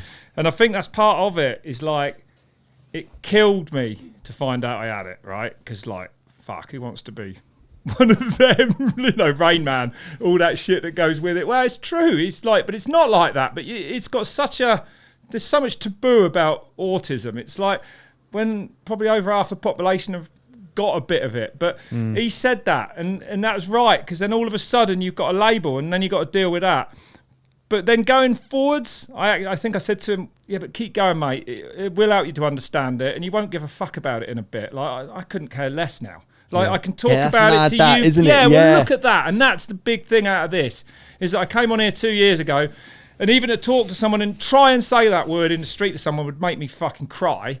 But now I don't give a fuck. So I have broken my taboo with it, right? Yeah. Like, I can talk to people about it. This is me. I don't give a fuck about it. This is me. That's all. At the end of the day, I'm just me. And these things that I know about, I've got an awareness of them now, but it hasn't actually changed the way I live my life in any way, shape or form. I did give in to the autism a bit more. Like, I'd probably maybe a bit less social than I was, because I'm like, yeah, that's fine. Like, you know why, which isn't a good thing, perhaps. But I'm working on coming back out. You know, it's been a funny old couple of years, mate. I'm still, but I'm mentally back and on top again and ready to go forwards again. And I think that's all I can ask, you know. But it fucked me, didn't it? All that World Cup stuff and that, it ended me. It was weird. That was gnarly. That was a gnarly old, what a thing I've been through, and on a personal level, what a thing, and I'm happy this side of it. It's all good. Yeah, I don't care. It's pretty mad though. The ADHD is mad. That is a mad thing as well, because now I know about it and realise just how far off I am. And they confirmed I've got facial blindness. Like, yeah. No way. Yeah, I got a diagnosis for it. Because I don't, it happens all the time. Happened at Rampage. I was chatting to a bloke up on the mountain, actually by Lemoyne's Drop. I know. And then he said hello to me at the bottom. And remember, a lot of people say hello to me, so I don't engage everyone because then obviously it can just turn into a massive conversation, which, forgive me, but that's how it is. But yeah, and I just didn't recognise him. And then I went and sat on a bank and he was sort of talking to him. I still didn't recognise him. Then he come over and then I have to do the old catch up, like, yeah. Remember yesterday when I fucking realise who it is. Yeah, it's funny, eh? I wonder if there's like that is weird. Like weird. You've almost like excuse me. It's more in a situation where there's a lot of other things going on. If there's loads of people about, like, it ain't going to happen when I walk in here with you two. It's not like I can't see faces, but in certain situations it happens. Again, it's one of them. Once you know about these things, you start to realise them a lot more, and I notice it all the time. I wonder if there is a max amount of people you can see, because like your experience of the world is so unique anyway. Like, you're traveling around. If someone meets you, and this is really cool because like someone meets you for the first time, they're like, oh my God, I met Rob Warner in the airport. But you'll be getting that all the time. Yeah, that's so there's all these people that remember you, and they'll have that like, remember in the airport, mate? Yeah, and you're just like, yeah, well, that's right. Remember 20 years ago when we raced together? No. That day. I get it all the time, yeah, and I feel rude that I don't, and obviously I'm pretty straight up, and I'm like, no, I don't remember that. Do you remember? No. But I find it happens all the time. Yeah. It happens with, at Rampage, people I hadn't seen from Red Bull there, from X-Fighters, that are bosses, and it's a bit weird. Like, remember? And I'm like, no, but at least I suppose I tell the truth. I don't know, but I don't bullshit and be like, oh yeah, but then later on I'll be like, I do remember when we met, yeah, because it usually takes me a while to place people, but but that's for everyone. That has nothing to do with facial blindness or anything. It's just been a long time. Yeah. You've also like always been such a sort of high profile personality. Like, everyone will know, listening and watching this. Rob Warner, when you walk in a room, you can't miss it, dude. Yeah, of Rob Warner, 6'5", isn't I? Massive. Yeah. No missing me. But you've always been this character, right? It's like, loud and But at the same time, you've also been private, which is a really interesting thing that you've done. And I think so. But like, do you feel different now because you've all this stuff that no one would know about you? You've kind of it's a good question. You've put it out. No, so most of the comments under the ADHD stuff have been, thanks for doing this, you're putting it all out there, thanks so much for putting it out there. Like, personal shit, I couldn't, it's all, I thought about that on the way here, actually, and I was like, to me, it's not personal. Even though, it's not information I give a toss about. Like, it's what I'm telling, my history, that, like, the stuff now, I suppose I wouldn't put out there, but like, that's all done and gone. I couldn't. So no, maybe I'm a bit weird with stuff, but I definitely, but I'm ultra private on my life. Really. Certain things, definitely. A lot of I protect certain things massively. But we all do, I guess. I don't know. So, yeah. But I probably got another layer. Yes. I'm pretty. But that's all right, isn't it? My follow-up question, and it's a bit questiony, I'm sorry, but like, so they kind of like a lot of the autism stuff as well is like masking. So you're like playing a character sometimes. It might feel like you're playing Rob Warner. This is what I played that dumbass. Exactly. Like, yeah. So has it changed now? Like, have you like been able to like leave that character as like that, and now you're like the new version? Yeah. Maybe. I think so. And it wouldn't be a conscious thing, that though. That's probably just gone away because I don't even. You don't have to. No, that's right. And that also goes back like to the whole reason one of the big reasons I ever came on here and had that breakdown was because I was having that breakdown behind the scenes and being a fucking dick to deal with because I was completely fucked. So, and like I said, Red Bull put up with me, thank God. Yeah. But I needed everyone to know why. Like, you know what I mean? Like, you can't be that far off the beaten path and expect to work in a professional environment. So, and I was unprofessional a few times. So it was all there was all that in as well, because I was like, I ain't going to tell everyone. I told a few people, but it would be an emotional thing for me. For me, I just wanted it out there, and then everyone knows it was done. Yeah. And I don't regret it. No. That's one thing. I don't regret this, that I've done any of this. It's good. I'm happy I did it. Yeah. I expect that each person, it probably felt like a bit of a weight off. You tell him, and you're probably expecting a big reaction, and then just That's I how don't care. it was. Still mates. You know, nothing changes. Nothing changed. It doesn't change. So that's important for people to know that it'll change in your mind. Like that kid who said, "Yeah, it's not made it any better." Yeah, I actually that made me realise. He made me realise that I felt that as well. I didn't realise it till then. Yeah. But now, like, I was right to say, well, you will come through it, mate, and you will have a better understanding of yourself. Surely that's a good thing, isn't it? Really, like, forget this word. It doesn't matter. It doesn't matter. It's just you're still you. You know, mate. That's a massive difference from the thing. first one you did. Yeah, maybe the word meant a big deal in the first one, and now it does. Yeah. Do you remember I said I'd never say I'm autistic? I say I've got autism. Yeah. Because it's like, you know, I didn't want to. Yeah. You had an idea about it. Yeah, the range of autism as well is just so massive, from like, you know, to people who can't talk and all that stuff as well, you know, and it's a strange, it's a mental thing, isn't it? It's a brain thing. It's a different thing. It's a funny thing, isn't it? You know, but like, it's a massive spectrum, and that's why it is a spectrum, isn't it? You know what I mean? Definitely. Yeah. It was really, really great to watch. I think as well, getting to know you a little bit more over the last few years, I think it was cool to see these, and we spoke about it this morning actually, but like, it's you being you. It's not you playing Rob Warner. Does that make sense? Yeah. Like from an outsider to see it, like that is the most open and honest. What, the ADHD test? Yeah. Yeah. Like, and there's moments in that where I said to Ollie, I was like, oh my God, like that's just Rob being really Rob and not thinking, because you'll do it naturally, dude. You'll be like, this is going out to bite people. I need to be Rob. Yeah. But there's a lot of elements of that. There's nothing wrong with that either. Everyone does it. No. You know, like, that's right. You have a character a bit, don't we? Yeah, but it's just you just telling your story, and I think that was is really interesting to see that happen. And it's cool. Well, thanks very much for watching it, because it is long, and I do. Anyone who's watched it, thank you. You know, yeah. No, I mean, it's there. It's out. It's on my channel. You can watch it anytime. If you're ever thinking of having an ADHD test and you want to have a look at one, there it is. It's that. You will sit in a room. You'll have a chat about your family history. You'll have a chat about like early life. You'll do a test with a ball on your head to see how much you move. I failed that one. They nearly stopped the test. I couldn't sit. Yeah, I did. I was really bad in that one.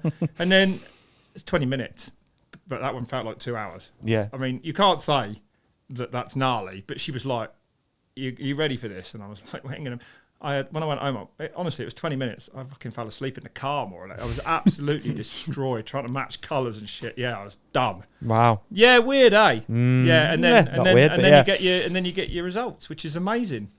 You know. Has you said in the film, call it a film, video, about you wanted to sit down and watch it with your parents. Have you managed to do that? Has it changed? No, but any relationship I should there? do that. You know what I mean? Yeah. Nah, I mean. Well, I'll tell you one other thing I've worked out. Fucking dad. I don't think you're mine. He's 86. But my dad is... So I definitely get my hyperactivity from my dad. Okay. Oh, fuck me. Like every time I look out, he's in the garden 24/7. Up and down, up and down. Like he don't... All day, that's why he's still going probably. But he don't stop, mate. Bloody leaf blower. I had to tell him off the other day. Dad, not now. Really? Yeah. He's out there all the time. He just don't stop, mate. He's cool. Yeah. But yeah, he's definitely hyperactive. Wow. So that's where it comes from. Okay. I was just pumped. I was in the top 1%. Like if you're gonna, if you're gonna be hyperactive, then do it properly. I am. Like that's it. You're up there. I am maxed out. Point at the end. ADHD summarised, would you say is hyperactive? You said it a load of times. Is that the big takeaway from it? Well, I like the hyperactivity. Yeah, because it's mint. I mean, fuck me, I got loads of energy. A superpower, some people would argue. There's been rumours. I don't know. Certain aspects of it, it's hard for people to hyper focus on certain things like you've been able to. That's so mad as well, because my inattention, the other part of the ADHD, is like fucked. Like even in here now, when you two are talking, like in this podcast, like. I'll miss 10, 20 seconds, and do you notice I zoom back in? Or do you even notice or not? I'm pretty good at hiding it, but I definitely lose you all the time. Yeah. But then I'll come back in, you know, and then I noticed seamlessly. One thing I noticed, they asked you about attention to detail, and you were like, I can't remember what your answer was, but it was, or there was another question just after it, and you answered and said basically no, I'm quite loose. Yeah. And then I think about you doing commentary though, That's hyper focus. If it's the right thing, that's mad, isn't it? Yeah, it's that's what I mean. So yeah, my brain is all over. Like it's crazy. Like I can't even really think to myself without it being interrupted by another thought, and then I lose that thought, which is probably why people like me can talk a lot and butt in, because you don't want it to go, so you blurt it out a bit. It's all like that. Yeah. But what were we saying? It was but.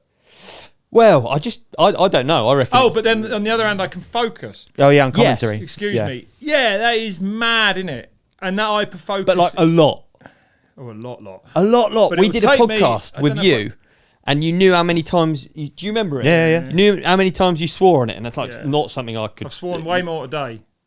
Way more. Probably 6 so far. Swear counter. But it's such a like a one and the other, isn't it? It's like I'm joking. It's like, but like the thing in the commentary, right, is as well that don't happen that easily, right? So say if it was World Cup and there's 30 men, right? 30 down to 20, they're not going to get the best of me, right? They're not. Like I'm going to make mistakes. I'm all over the place. I'm not in sync with Elliot, who's with me, or who else is with me. Like I'll miss splits. And then I'll miss the key section because I'm looking at this. I'm settling in. I don't know. I'm all over the place. And then I'll make probably a grave error in my mind, like call Roger Vieira, Douglas Vieira, like I did somewhere, like commentate half his run, before you fucking realise, even though his name is there in the thing. But even just, I don't know, something smaller than that. And all of a sudden, like I'll have a panic and I'll be like, oh. And that feeling of making a mistake on air, to me, even if it's like getting a split wrong or something, like is bad. Like it takes the wind out of my sails. Like it's hard. And then I start a recovery process. So I'll be back to basics for 2 or 3, and then usually I'm in, and I never have to think about where a split is or where the key section ends or anything. I am going. We are in sync. Yeah. It's piss. Really? It's fucking brilliant. Yeah. Yeah, I don't think. I'm not thinking. I'm just talking. I'm just commentating. Flow I'm state. I'm just going. And the minute you lose that inhibition or start thinking about what you're fucking saying, like or at the start when you're a bit, nervy or whatever, when you blow that out, and it'll come with a good run can bring that. Like, is that by 2? Is that by 3? You're in. Yeah. So something will bring you in, and then I won't go out again usually. Unless you get 10 riders that are all slower, then it can feel like a bit tricky. But then I'll make another mistake, and it'll bring me back in. So you're not like consciously doing that in a way. You are, but you're not. No, so if someone said to you, I notice mistakes. I never notice the seamless, the not seamless. It's never seamless. The bit where I'm on autopilot. No, yeah. You know what? It's the same as when I was racing downhill. Right? You'd start a run and you'd hear the crowd everywhere, and you'd hear people going, "Go on, Rob," and you'd be like, "I fucking know him." Yeah. And then halfway down, you wouldn't hear a fucking thing. You wouldn't hear a word. You'll just be like in it. And it's almost the same in commentary. They call it flow state, don't they? I mean, I don't even know what that is. But, like, what is that when you're just in tune with your own brain? What you're just saying. Yeah, well, there you go then. I mean, in commentary, I've had it, and rarely in downhill racing I could get it. But it would usually be on a good run. It would be on a good run when the only thing I could really probably hear was my own breathing. You're in your own mind, like, working. So if someone said to you, like, how do you get into that state? It's just... Okay, it's just doing it. Takes me a bit of time. And I think it's the same with doing this, because I always think after the first hour, exactly, you settle in and you're like, things are just happening. It's not weird. It's just happening. We're flowing. Same. Yes. Yeah, I get it as well. I mean, when we do just ride, Elliot's the lead, so he has all that pressure. Right. Actually, like to keep the conversation going. Right. Okay. But even sat behind him, sometimes I'm not. It doesn't come. It's not easy. And then all of a sudden, everyone fucking chills out and the chat starts. Yeah, it's funny. But you can't manufacture it. It just has to happen. It's interesting. We were talking about kids the other day. Kids, they reach it real easy. That's why children pick stuff up so quick. They're just... I don't know, but I feel like that... I remember being more in it. Just whatever I was doing, I was just in it. I didn't think about gas bill. Or yeah. Or do I know him? Distractions as a kid. Yeah, you're like a horse with the thingies on, aren't you? That is so true. And that's why you learn so quick, and your brain's like a sponge, and you just everything's exciting, and you're just in it, doing it, and I'd love to get back to that sometimes. It happens, but rarely. with anything. Yeah, it's harder now. It's right in life. Yeah, I mean, yeah. I wonder if I loved commentary so much as well because, like, everything's gone. So even walking into a commentary box, like the phone could go and like, yeah, you got a fucking gas main gone or something, you know. Oh, hang on, I've got to sort. But once you sit in that commentary box, like, and it's live, what are you doing? Yeah. You were doing that screen there for 2 hours. That screen there with some splits on, headphones, and this dude here, and that is it. That's my operation area, and all that it's got to do is have the very best shit come out of my mouth to match that picture. That's it. It's easy, really, right? Once you know, it's like there's not really any distractions, and that I fucking love that. I love that. That's all I got to worry about, and then I love the process around it, getting all the stats, and I love sitting in my hotel room for fucking days and days. I don't care if anyone hears it. Sitting on the bed researching, I love it. And then getting to deliver it. Yeah, it's fantastic. You know, and that process, but the end bit of just being in a commentary box and no one can touch me. I'm on my own in there, apart from Elliot, whoever's with me. Yeah, that's the bit I love. That's the bit I live for. Yeah, it's cool. It's Pretty really cool nice. to find something like that. I don't reckon definitely. many people can really say, "Oh, I've found the thing like that." I only found it by luck. Yeah, Yeah. Like, what are the chances? It's mad, isn't it? Because if I could have found a similar thing in downhill, I might have been a much better downhill racer.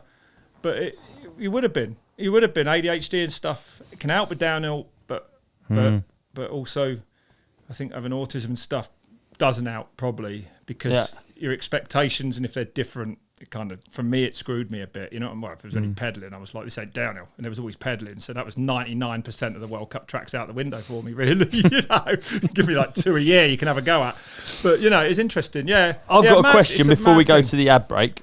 I've got a question. You offer 2 hours on this one. Would you recommend going and getting yourself tested for anything? Would you recommend going through the process that you've been through? Oh, that's a hard question. Good one, though, isn't it? Yeah, it is. A bloody good question. Has it helped or has it hindered? What's it? You know what I mean? You know what? I said this to someone the other day. Yeah, I don't know. I mean, so if it had never caught my eye, as it were, and perhaps I'd never have gone down that route, and perhaps I would have never known I had it. Like I could have, like a lot of people, it would have just gone by me in life, but it didn't, and I spotted it and went and then needed to find out about it. But as it out, yeah, I'm sat here now and it's all right. Yeah, I'm all right with it. Yeah, it's cool. I don't give a fuck. And I want more people not to give a fuck. Then it'll be a less of a thing around the planet. Because, like, you know, that's it. Really, it's an unnecessary. Like, it's just not recognised. It's everywhere. Like, so many people are autistic. More and more people are coming out with ADHD because it's cool. But like, if you got ADHD, there's a good chance you've got autism. They're all in the fucking same. They're all the same sort of shit. When you get into it, they're all in there. You know. So I don't know. But if it's something you're interested in, like I don't know. I think it's so person dependent. Yeah. I do. You know, it broke me for a bit and it sounded like that kid, it put him in a bit of a depression. I met in Whistler as well, but hopefully he'll come out of it. Yeah, hopefully now eventually. that's the thing that I would say is like, obviously in that first time I didn't know that I was going probably through that, but now, yeah, it was all good. It's all good. It's fine. And I know, and it does help me. I do know that why I don't want to go there, and I know why that's going to be tricky. And I know now, like this week, someone's trying to get hold of me. Well, you ain't going to get hold of me this week because I'm on this, and like I know that I very struggle to do more than one thing if it's a big so. And there's just a few examples of hundreds of fucking things now that I probably do take care of maybe a little bit better. I don't know, but and again, it is you. So it's sometimes very hard to spot things that you're doing that could be, you know, like someone will go and you'll be like, oh, you know, because you can't see these things yourself sometimes. So that's a bit frustrating, but I don't know. Mate, I think that's a good answer. That is a great answer. I was going to ask you, like, if it's changed how you're living or how you want to live moving forward. No, you're just carrying on. I mean, but with like understanding. I try and live every day like it's my last. really, but that might come from the hyperactivity. But Okay. I wouldn't say quite like that. But I mean, I'm pretty. I do move. I like doing things. I like going forwards, and I did that before. But now I think I'm just as flat chat as I've ever been. Really. Nice. Yeah. I like being flat out. Yeah. I just like going forwards in life. That's it, really. I don't care what's behind. I think that's what makes me happy. You know. Yeah. And structure. So, like on a weekend, weekends are so hard. Like, I'm pretty miserable on a weekend unless I'm doing a motorbike event on a Sunday, and then Saturday's getting ready and Sunday's going to it. Okay. But like last weekend, I didn't go to one, and I'm just in a dark mood. I just don't know what to do with myself. A Sunday, I do not know what to do. I haven't got a clue what I'm going to do here. Like there's no post, no one's ringing you. There's nothing to do. You're not going to get an email. I don't know. There's like, even though you can go and ride your bike like every other week, every other day of the week. I don't know. I find Sunday's difficult. Yeah, weird, isn't it? But yeah.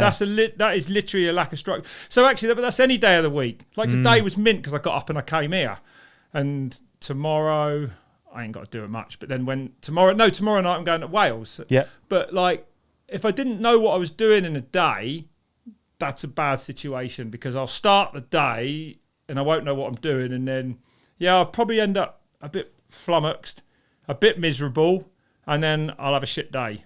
When you say you've had a bad day, I'll have one of them days. I'm not going to be like miserable, but I won't have anything to. I won't find anything to do, and I can be a bit lost with the ADHD. Walk around in an ADHD frenzy or something. I don't know. Like, So I need to structure my days, and that almost is the biggest thing for me to being like normal. If I've got shit in front of me, I'm very happy. Yeah. And normal. I can really relate to that. Well, most people can. A lot of people, can. Yeah. And again, I'm very mindful of not taking anything away from your story here, but it definitely, you don't need to worry about that. When you were saying that, I'm like, my Monday to Friday is really like every day is pretty much the same, give or take. Gets to the weekend, and sometimes I find myself in a bit of a bad mood, and you saying that, then I'm just like, that's probably why. There's no structure. It's like, we've got day off. You're like, but I don't want a day off. Nah, I need to know. What am I going to do? What am I doing? Yeah. Songs of praise at 6:30. Yes. Forget it. It's like, How interesting. All right. Quick We shout got to out. an ad break, dude. Yeah, quick shout out. Sorry, Quick shout out before the ad break. Quick shout out. Rob, you asked if you could do an ADHD test. Larissa Nakarato reached out. So if anyone wants to learn more, neurosparkylot.co.uk, and the Instagram is neurosparkylot. If you want to learn more and get yourself an ADHD test. Oh, and nice. that's Larissa. You'll see in my ADHD test in the last show, but it was Larissa that reached out to Ride Companion and made it happen. So yes. thank you again. So thank you, Larissa. We appreciate you. And Links she's will be in the show amazing. description. Yeah, go and see her if you any questions. Okay, amazing. Should we have an ad? Right, let's have another 3-hour lunch break. Yeah. Okay. Tom Eistead, A303. Welcome to the ad break. Dude, I've got something I need to discuss with you. Oh, It's a sad day. I think the green van has run its course. Oh no, are you looking for a car? Look, I need to get out there, ride my bike in different parts of the country. You're quite stuck here, aren't you, in the green van? I'm getting a new car, and look, I don't know if you agree, when you're buying a new car, it becomes really all encompassing. It's all that you think about. Yes. You're on Facebook Marketplace, you're searching. Yeah. I get so many scam ones. I'm talking to people. Is this still available? No, it went last week. I've just left the ad up. It's a nightmare. So annoying. I need a way of making it easier. I think I have one. Let me give my dad, car dealer. Hey, great point. Let's give Is him this a quick an ad for your dad? Yeah, well, let's try Okay, him. let's give him a call. Okay. Hi, Dad, you all right? Yes, I'm fine, pal. How are you? I'm all right, thank you, mate. I'm just with Ollie. Oh, yes. He's looking for a new car. We just wondered if you've got anything in stock that might suit him. Well, I'll tell you what's just come in, Dave. Yeah. In part exchange, a really nice 15-plate Mondeo estate car. Nice. All right. Yeah, it's really nice, really clean. Low mileage? No. Okay, what we That's the talking? It's done nearly 200,000. Okay. That's quite low, to be honest, for you. $2,000. $2,000. Yeah. $2,000. Okay, that's not bad. Yeah. Is there out else? Is there out else on forecourt? A little Igo. That was nice. Igo. He's only a little lad, isn't he? Yeah, he is a So, little one. Yeah.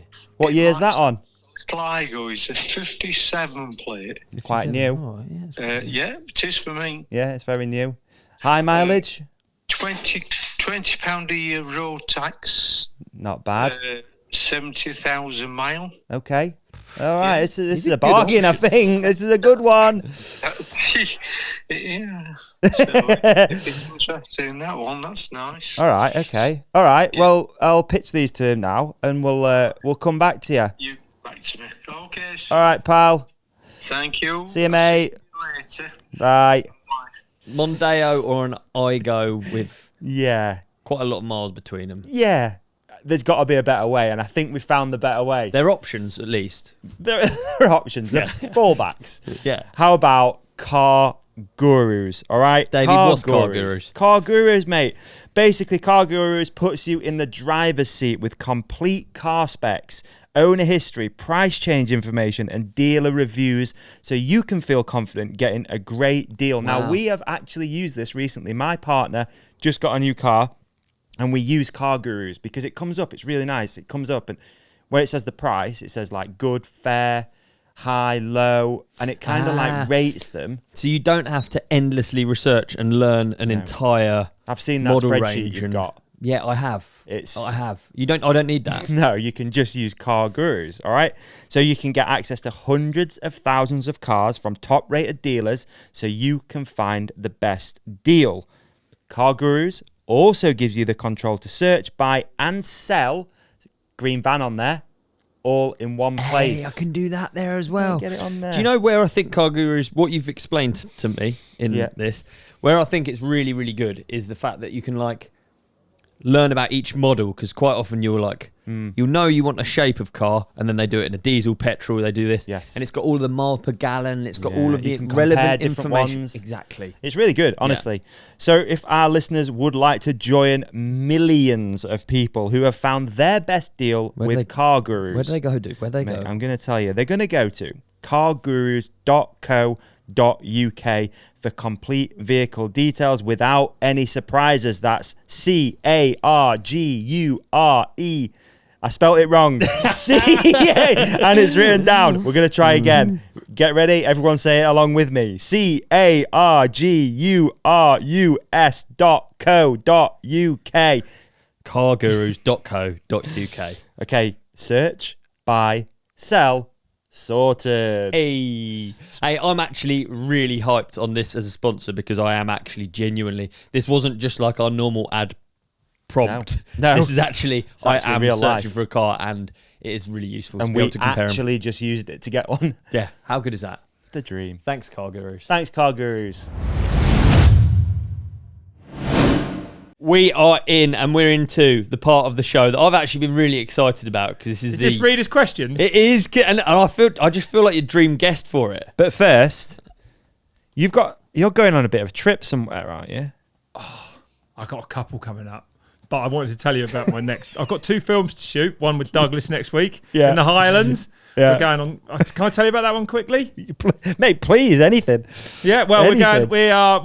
we're making a film of following coffin roads, death roads. Yeah, like so. Okay. Yeah, in Scotland, in the islands, there's a lot of the paths would be what are known as coffin roads, wasn't it, Doug? And what else was the other word? Not death roads, was it? It was death road, coffin roads. And they go back, like, when do they go back to, Doug? Viking Yeah, times. I don't even know if they're medieval, really, but... before the Vikings, before the medieval times. Yeah, there you go. Anyway, sorry everyone watching. A resident historian. Yeah, I know, He's yeah. not on form today. But yeah, they go anyway. There's all these death roads, right? And they weave about through the mountains. And in the olden times, I think medieval times, we're going to find out a bit more. I've got to do a bit more research on it. But there's cairns as well, and burial mounds. So it's probably Neolithic. That's what I would say. Yeah. But they would take the bodies away and then bury them somewhere. But they didn't want the spirits to find their way back to where they'd been taken from, back to the house or whatever, to haunt it. So these roads bend through the mountains, right? No, and that's why they're called death roads. that's why they're bendy, so the spirit can't find its way back. And there's cairns on the side, and like you see cairns covered in rocks. Yeah. Well, all the rocks are there to stop the spirits escaping, from what I can see of it so far. And we found one that starts and was... So the Vikings have done a lot up there. And the Vikings had a thing where they would carry a longship to where they would bury it with a king or whoever. And I hope that we're going to follow a coffin road, a death road, on a long... where the Vikings landed, carried it through the mountains, and we're going to go, I think, to an island where... Is the boat been buried on that island or something? There's a Viking graves and a Viking, some sort of Viking church or something. Monk holes? Huh? Any monk holes? I don't know. I think they were pre-monk. Oh, pre-monk. Yeah, era. I think the Vikings are pre-monk. I don't even know when the Vikings were about, right? But that'd be pretty sick. And then and then there's my other film week after. I haven't actually organised this one yet. Just waiting for a phone call from Big Privilege. Okay. Rapper in New York. Yeah, okay. So invisiFRAME, who look after me and Ollie, said, we've got a bit of budget for you. And I hung out with Big Priv at Rampage a lot. Yeah. And he's cool. And he lives in the Bronx in New York. Yeah. And he's a rapper. So, and then invisiFRAME. Oh, mate, this is going to be so good. So basically I was like, right, rap. Yeah, that's going to work. So I haven't cleared it with invisiFRAME, but I think it's going to be all right. I'm hoping to fly to New York to do a film called Rap for Rap. How good is that? That's great. That's Rap, good. R-A-P for W-R-A-P. That's good. And I'm going to go and meet Big Priv. We're going to ride through New York, caking in the scenes, go to Brooklyn Banks where they ride a bit, and then end up in a recording studio, and we're going to record a rap together. Well, not together. I don't know what I'm going to do. I hope at the moment he was on about Travis's. He said we could use Travis's studio in Times Square. I don't think we got the budget. And then I said anything cheaper, and he was like, "Well, it might not be a good idea. Bed sheet and a might not be microphone. a good idea for you to come into those parts of the Bronx." So we're trying to find a studio at the moment. I'm But waiting if we for the text back. Yeah, We're see trying. if you can hook your man up there. Yeah. But how good will that be? Honestly, lifetime thing that, isn't it, to go into New York and make a rap video. I mean, don't get your hopes up. It's not going to be Jay-Z, but it's going to be all right. It's going to be done on a budget of like 3 GoPros. Do you need a hand or anything? You can come and hold a GoPro. You have to pay for your own flights, though. But if you can get that out of Dyson, you're on. See what you can get out of him. Worth it. That'd be good, wouldn't it? Oh, mate, I I'm can't pumped wait with to the see that. concept on it. Yeah. So good. So even if it doesn't happen, at least I've told everyone about the idea. That'll do. Yeah, that's good enough. But Big Priv's going to ring me today, hopefully, and he's found a studio and we're off. Rad. Sick, Wow. eh? Are you writing? I can't say it. Writing the rap. No. You're gonna. No, this was another mad thing as well. He was like, we just need a beat. And I was like, right, where do we get one of them? And he was like, well, we can buy one. So, and I was like, what? So I think you like, there's people just make beats. Yeah. And rappers just buy beats and then just rap in and just lay over them. I mean, fucking, what an incredible thing. That will be an incredible thing to witness, that will, because I've always loved hip hop, but to see it with someone who could do it, it'd be insane. Cool. And me in the background doing the harmonies, woo! You know, yeah, I see myself as the harmonies, man. I don't know. Oh, mate, this sounds amazing. It's got to be some I sort haven't of done it yet or pulled it off yet, so this could all go tits up. But fingers some crossed. sort of look at the time kind of hook. I don't know. I mean, I don't even know if we want him. I kind of want him to rap it. I want it to be real. You want it to be okay. I almost do. I don't know if you don't want to make it all like. I don't know. I think just see what he's genius. He came up with a title, Rap for Rap. It's great. So like I was like, he's a lyrical genius. Boom. Yeah. We're off. I said nice. a rap for a rap, and then I was like, no, rap for rap. He nailed it down. Yeah, it's good. It's going to be good. Sick. Yeah, I'm pumped with that one. Yeah, I hope cool. it works, man. New York shopping trip just before Christmas. Bit of rap. Try not to get shot. It's going to be sick. Oh, mate, that's well good. Yeah. Hype, Jealous mate. Looking now. forward to it. I'm That's really gonna up be for sick. it. Yeah, I want that's to do it gonna in the be- Bronx, man. It'd be cool. Yeah, I have no idea what it's like there. But Yeah. Be good. yeah, it'd be wild. Be fine. Yeah, it's gonna It be will cool. be fine. Yeah. Should we hit some listener questions? Oh, is this whether? Yeah, go on then. Yeah. Okay. There's actually fucking loads. Yeah, there's Is there quite a lot? a few. Mate, this is Yeah. like, yeah, So do you want to do them You're quite up. quick fire then? whatever. D. Greg Carpenter 1. How's the Barnet? Can you just put your hand over that lens there, Doug? Just do that. How's it looking? Fucking trick. Proper, that is. Is it all right? That's thick. Yeah. Is it looking thick today? Yeah, that's good, mate. That's unreal. Honest or not? Like, no. Honestly, that's unreal. Go on then, Doug. There you go. Right, there you go. It looks good. Yeah, I think it's all right. There you go. Yeah, it's coming through Do you good. share a code Now or I not? need You the don't back share a half. code, do you? Deeks. No, now I need he's the had enough out of us. I need the back half done though, and honestly, I don't think I can face going back. Really? No, it's going to be a comb over from the front, like just keep sweeping it back.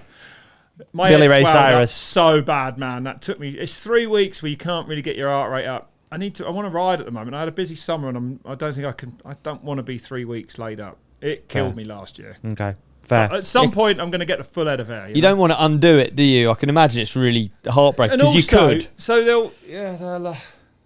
they'll shave this off. So I won't be doing that for another 12 months either. Yeah, forget it. Look at this, eh? It's nice. It's Oh, nice. It's great, mate. Amazing. IDM 81, best Jason McCroy story, which I thought I'd ask because you were just reminding me of his long Oh, locks. there's a good one. Don't know if I can. I think it's okay now. So it's the best one I got. So in '96, I think it was in Kircharton. Oh yeah, it would have been. I think so. It was just after we lost poor old Jace. His dad said, "Would we give Jace his last ride down at the World Championships?" And we were like, "Yeah."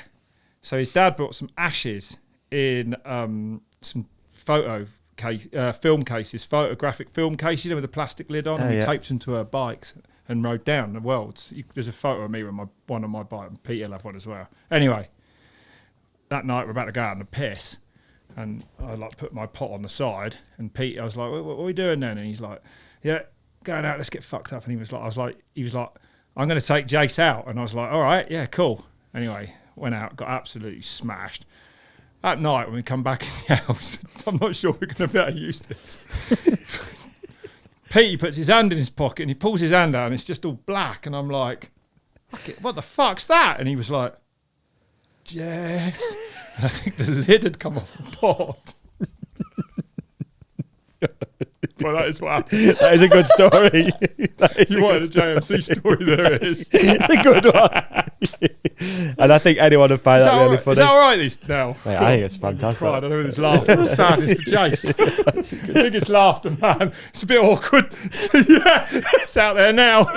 Well, these things shouldn't go to the grave, should they? You've got to be out there. Yeah, I There you agree. go. It was at that moment in time that I've never laughed so hard. It was no one knew what to do. It was like, what the fuck is happening here? Yeah, it was serious. It was serious, mate. There you go. Good question. Waited 30 years to spout that one out. Literally. Oh my god. That is funny. Oh. That is funny. Oh man. All right, Owen. You're gonna do well to top that one.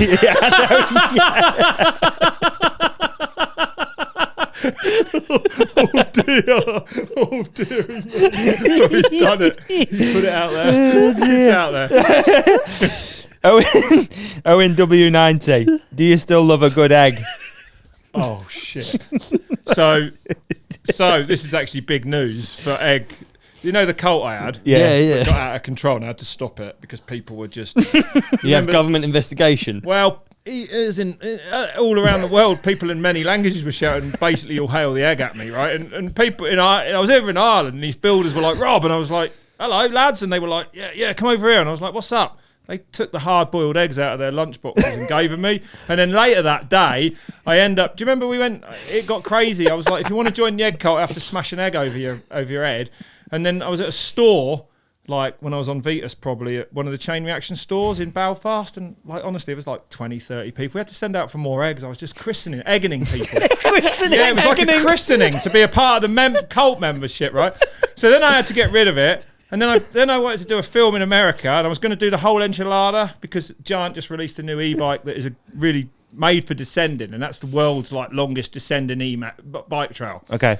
And I got it all organised, and I realised you can't do it on an e-bike, which was a bit of an oversized illegal. So I was like, fuck. So then I abandoned it, and then I had to go to Rampage and a few other things. So I was like, it's back on. And then like the filmmaker I had wasn't available, and then I was like, how am I going to make this work on a normal bike? Because it's going to suck. And anyway, I won't give too much away about it.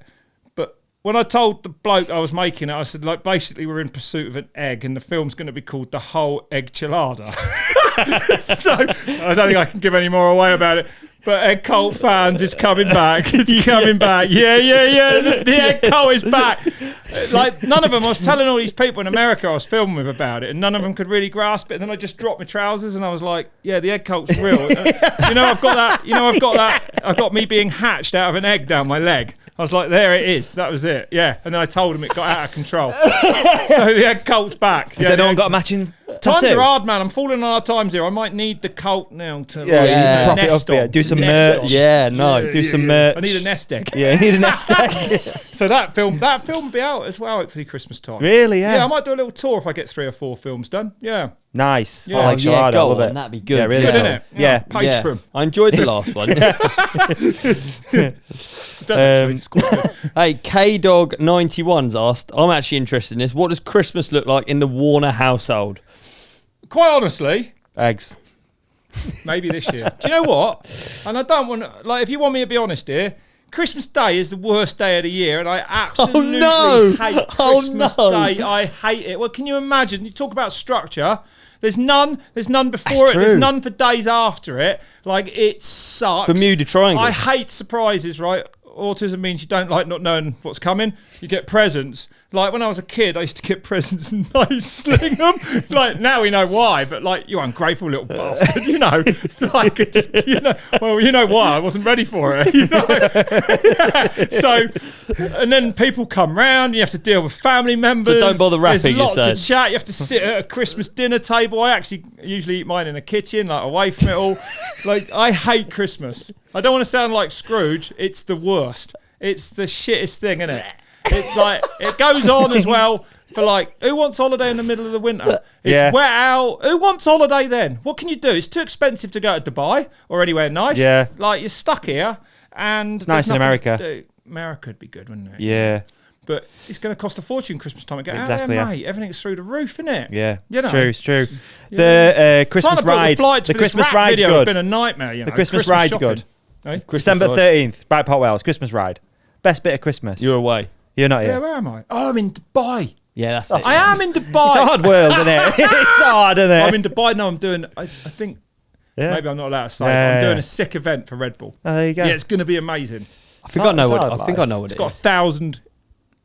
I'm not saying anymore. Okay. Yeah, I might not be yeah, allowed yeah. to. But anyway, it'll That's be a good teaser. It's got Well, that's 1,000. Good. That is good. Yeah. Yeah, 1,000 what? Eggs. Could be. Red Bull are on board with the egg cult. Egg bull. Egg Bull, yeah. Yeah. All right. yeah. Okay. God, there's so many. Is there really? Come Yeah. on. They really are. What millimeter wide bars do you run? Hey, listen to this. So I went to Swindley last week, Yeah. and you know them gully runs? Like, I know my shit. I hit my handlebar on the side of one of them so hard that I didn't go to all the kids are there. There was this massive, like, they are kids and they love them, but there was this massive, ooh, like the bars went. You bar dragged. I clouted the side. Anyway, I got home and I was like, bloody hell, and these are new Rentfuls. I got on the new bike, on that new e-bike, and new Rentfuls are now 820 wide. And I just banged the grips on. Oh, wow. So, Are they? Yeah, and I knew, like, 800 actually I don't really like. But I couldn't be bothered to cut them down, so I just stuck the grips on. But yeah, they're 820. So I took 3 centimetres now off each end. Is that right? And took them What does that down make? to, hang on, is that right? No, 1.5 off each. They're now at 780. Do the 780, math. Do yeah. the math. Okay. 1.5 mil off, 1.5 centimetres off each end. But 780 is what I run. Yep. 780. Nice. 780 is at 7. Yeah, that's what I like. I don't think. Yeah, if I run 800s, I just don't have my hands at the ends of the grips, and I like my hands being at the ends of the grips. But it's mad, isn't it? That 2 centimeters, like that much, I clobbered the bank. You wouldn't have believed it, and that is why I've never done that before. It It's tore so the grip, mad. it ripped the grip. It's so mad, and like you can feel cranks when they're slightly shorter, and you can like tiny differences you can really feel, even if you don't think you're that into it. No, that's right. Yeah, funny that is. Good question. Yeah. Yeah. You got one, Davey. Yeah, I can. I don't know if this is a, you know what I mean? I'm so Good excited question, about alright. the egg cult coming back now. At Tom I am Eistead. At Tom Eistead. Actual question. Who is currently sat outside? What What happened? happened? what happened with the Rampage rental car? that might be classified. Oh, is it? Okay, all right. Yeah. You see, I don't know if it... Let's just say it was on blocks for 3 days and it wasn't supposed to be. You could get in it, you could do anything you wanted, but the wheels were off the ground. So it was nothing wrong with it. It was just it was in a difficult spot. Okay. Yeah, I think we just leave that one there. I'm stoked with this one. Marty Pants 16. Swinley has a section named after Ollie Wilkins, the Wilkins Leap. What section should be yours? You don't know about Wilkins Leap? The 2 tabletops together. They're gone, though, aren't they? Yeah. So it's not there anymore. Still is. Is it? Yeah. In spirit. I don't know. Did you know they shut one of the trails over there because there was a massive fight between the kids? No, which so one? The really good jump line on the far right. On the far right it's no more. What was the fight about? Don't know, but apparently it went viral. 2 kids had a fight, and then I think the forestry or so. I don't know. This might be inaccurate, but there's definitely trees felled all over it. Oh no way! Yeah. So can we think of a name for like getting that one back up and running? Like Warner's Wiggle. Yeah. Needs some work. Yeah. It's a difficult one on the spot, isn't it? Yeah, it is a difficult one. Yeah. But we'll work on it. Work on it. Yeah. You need something up Swinley. You do. I'd love a name type run over there, mate. Yeah. Jordan Foot asked, "How do you sleep at night, knowing you're an absolute legend?" That's quite. Oh, I love him. Thank you. That's nice, isn't it? We got at Ginger Shack. You've mentioned you love gaming. What are you playing at the moment? I'm obsessed at the moment. I hate to say it. I'm back on Call of Duty. I'm having a fantastic time. On Resurgence is my favourite, but then I like the mosh pits and all that, where I do better in them when the where you basically get killed every 10 seconds, but you might kill. I love it. Really? And then I did a car race a couple of years ago, and it made like a proper one. I got invited along, and then obviously, probably not gonna just start car racing. So I bought a steering wheel, a Logitech one for the PlayStation. Mintest thing ever. I spent hours and hours in it. It broke. I've stepped up to Fanatec. I'm full. Which is a... It's just a more expensive steering wheel with more feedback. And I'm still running it through the PlayStation, but I love it, mate. So it's pretty realistic, is it? It feels like... I mean, it is a computer game, but you can get into it. You can, all of us, you will find that you start... When you learn a track, it's really good. And you start learning, you break... Yeah, you do get into a flow state again. Yeah, I'm in there. I love that thing. I am out there for hours. That's what I do in the winter evenings. That gets me through it. Yeah. Nice. Yeah, I don't watch telly really anymore. I just play computer games. Okay. I love gaming. And, I just can't wait tonight. Yeah. You're like... Well, you do get a bit addicted to them, actually. Yeah, they are the most addictive thing in my life. Yeah. But, I guess, I'm trying to think. You lean into it a little bit now, more like gaming. But is that an ADHD thing as well? You just like hyper-focus. Probably, yeah. So now it's like I imagine it is good for ADHD, right? There's lots going on, explosions, Yeah. shootings, like it's just insane action. I mean, it's probably does calm. To me, it's relaxing. I find it very chilling to play. Like that is me chilling. Yeah, sitting down and watching a TV show that doesn't engage me one bit while my head's like, this is what I do if I'm watching. Like I can't remember when I don't register what's on the telly really, unless it's something amazing. Sport is all I watch. Do you know what? It just sucks this time of year. There's no motocross on, man. I know. Silly I went to season, Des Nations. I know you did. I was so fucking jealous you were at Des Nations. You're right to be. It was actually. Oh mate. I hung out with JT, Johnny Toback again. Did you? Seen him for years and years. Oh, mate. Yeah, sick, it was amazing. Dude. That's so. And I showed Ricky and you've got Johnson access as well. Like you've got good access to things like. Oh yeah, it was cool. Trick. And saw McGrath and I've known him a little bit with RL back in the day. It was amazing. And I even Ricky Johnson. Yeah. Is he third in overall wins? He's up there, isn't he? I don't know. No, I don't know. He had a Bad Boy. Remember Bad Boy Club? He had a Bad Boy Club T-shirt on with Ricky Johnson under it. I was like, here we go, Ricky. Do you want to see my Bad Boy? I showed him my Bad Boy Club tattoo. Have you got one? Yeah. The old school logo. Yeah. Have you? He loved it. He got the camera out and filmed it. Yeah, Ricky Johnson, man. That was on that Pay Dirt documentary, wasn't it? All of his stuff.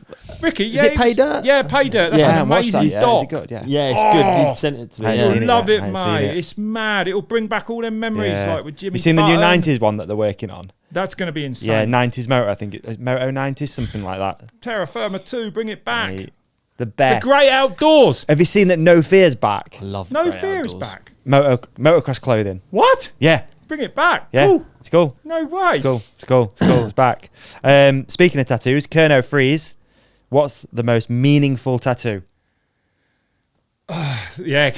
I think it's one on my leg. Do you want to see it? Should we get Yeah, it? go on. Yeah, go get on. it out. Yeah, This feels like a natural ending Where do I to the need to put podcast. Over here. yeah, it's way. Ready? Yeah. That's clean. There she is. Look at it. To anyone listening, you're going to have to tune in to get a visual representation of that wonderful artwork. I don't know what. I don't even know. They all got something. Well, they probably all mean a bit, but the meanings vary massively. I got one from a dog that died. That's a nice one. a nice one. Yeah. It's in mine. What you got? A dog one? Yeah. No way, dude. It's cool, isn't it? That is sick. Maybe I nice, should eh? get my Doberman on me. Yeah, I it's nice, should. eh? I got loads of photos of him. I love that dog. I did that. You No, I'm joking. self-think. It's so awkward to do. I self-think myself. Have you? Yeah. Yeah, one of my first ones. Yeah, terrible. Yeah, I'm still into the tattoos a bit. Yeah. I got one the other day in America that just says "Give no fucks." I'm not sure that was that good an idea because then I saw it all over this Red Bull show I did, and I was like, yeah. But live up to it. So. Get one in Brooklyn. Huh? Yeah, live up to it. That's very true. Yeah. Rad. All right. That's been That's fantastic. Fantastic Thank you for having me episode. on again. no. Nice I mate. didn't ball, isn't it? Anytime. Hey, much better. That was a Yeah, good one. literally No, anytime, thanks very mate. much, and thanks for everything. For letting me come on and spout with all that shit to start with, and then bringing it to an end here as well. Because, like, I think, I don't know. I feel like I'm through it, and I'm just going to crack on now. And like, I'm probably done. I don't know how much. Yeah, I don't. I think I would say. Apparently, all that stuff is mental health, but I would call it I don't like that. I call it neurodivergence. But from my side, I think I've sort of leveled up with it now, and I'm on terms with it, and now I'm just going to crack on again. It slowed me down a bit for a bit, and I'm glad I sorted it out and come through it. But like now, it's time just to crack on again, man, and go for life. Let's fucking go. Well, it's been nice to go on that journey in a weird way with you. Yeah, and I think it everyone was a watching weird this thing to do. And yeah, what a too mad, right. really it's weird been really thing. nice to I'll look see it back happen. on it one day though, and I'll tell you what, it'd be probably the coolest thing I ever did. Means a lot. Oh, I yeah. think so. All that shit. Yeah, it will. With all the things I've done, that'd be a fucking cool thing to have done to put that out there. Yeah, good. Yeah. Rob Warner, Yeah, thanks, lads. big thanks.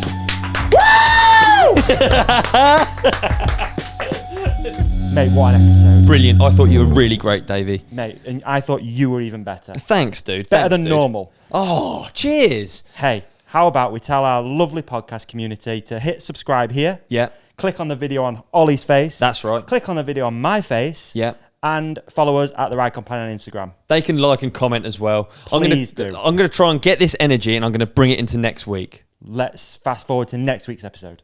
Done.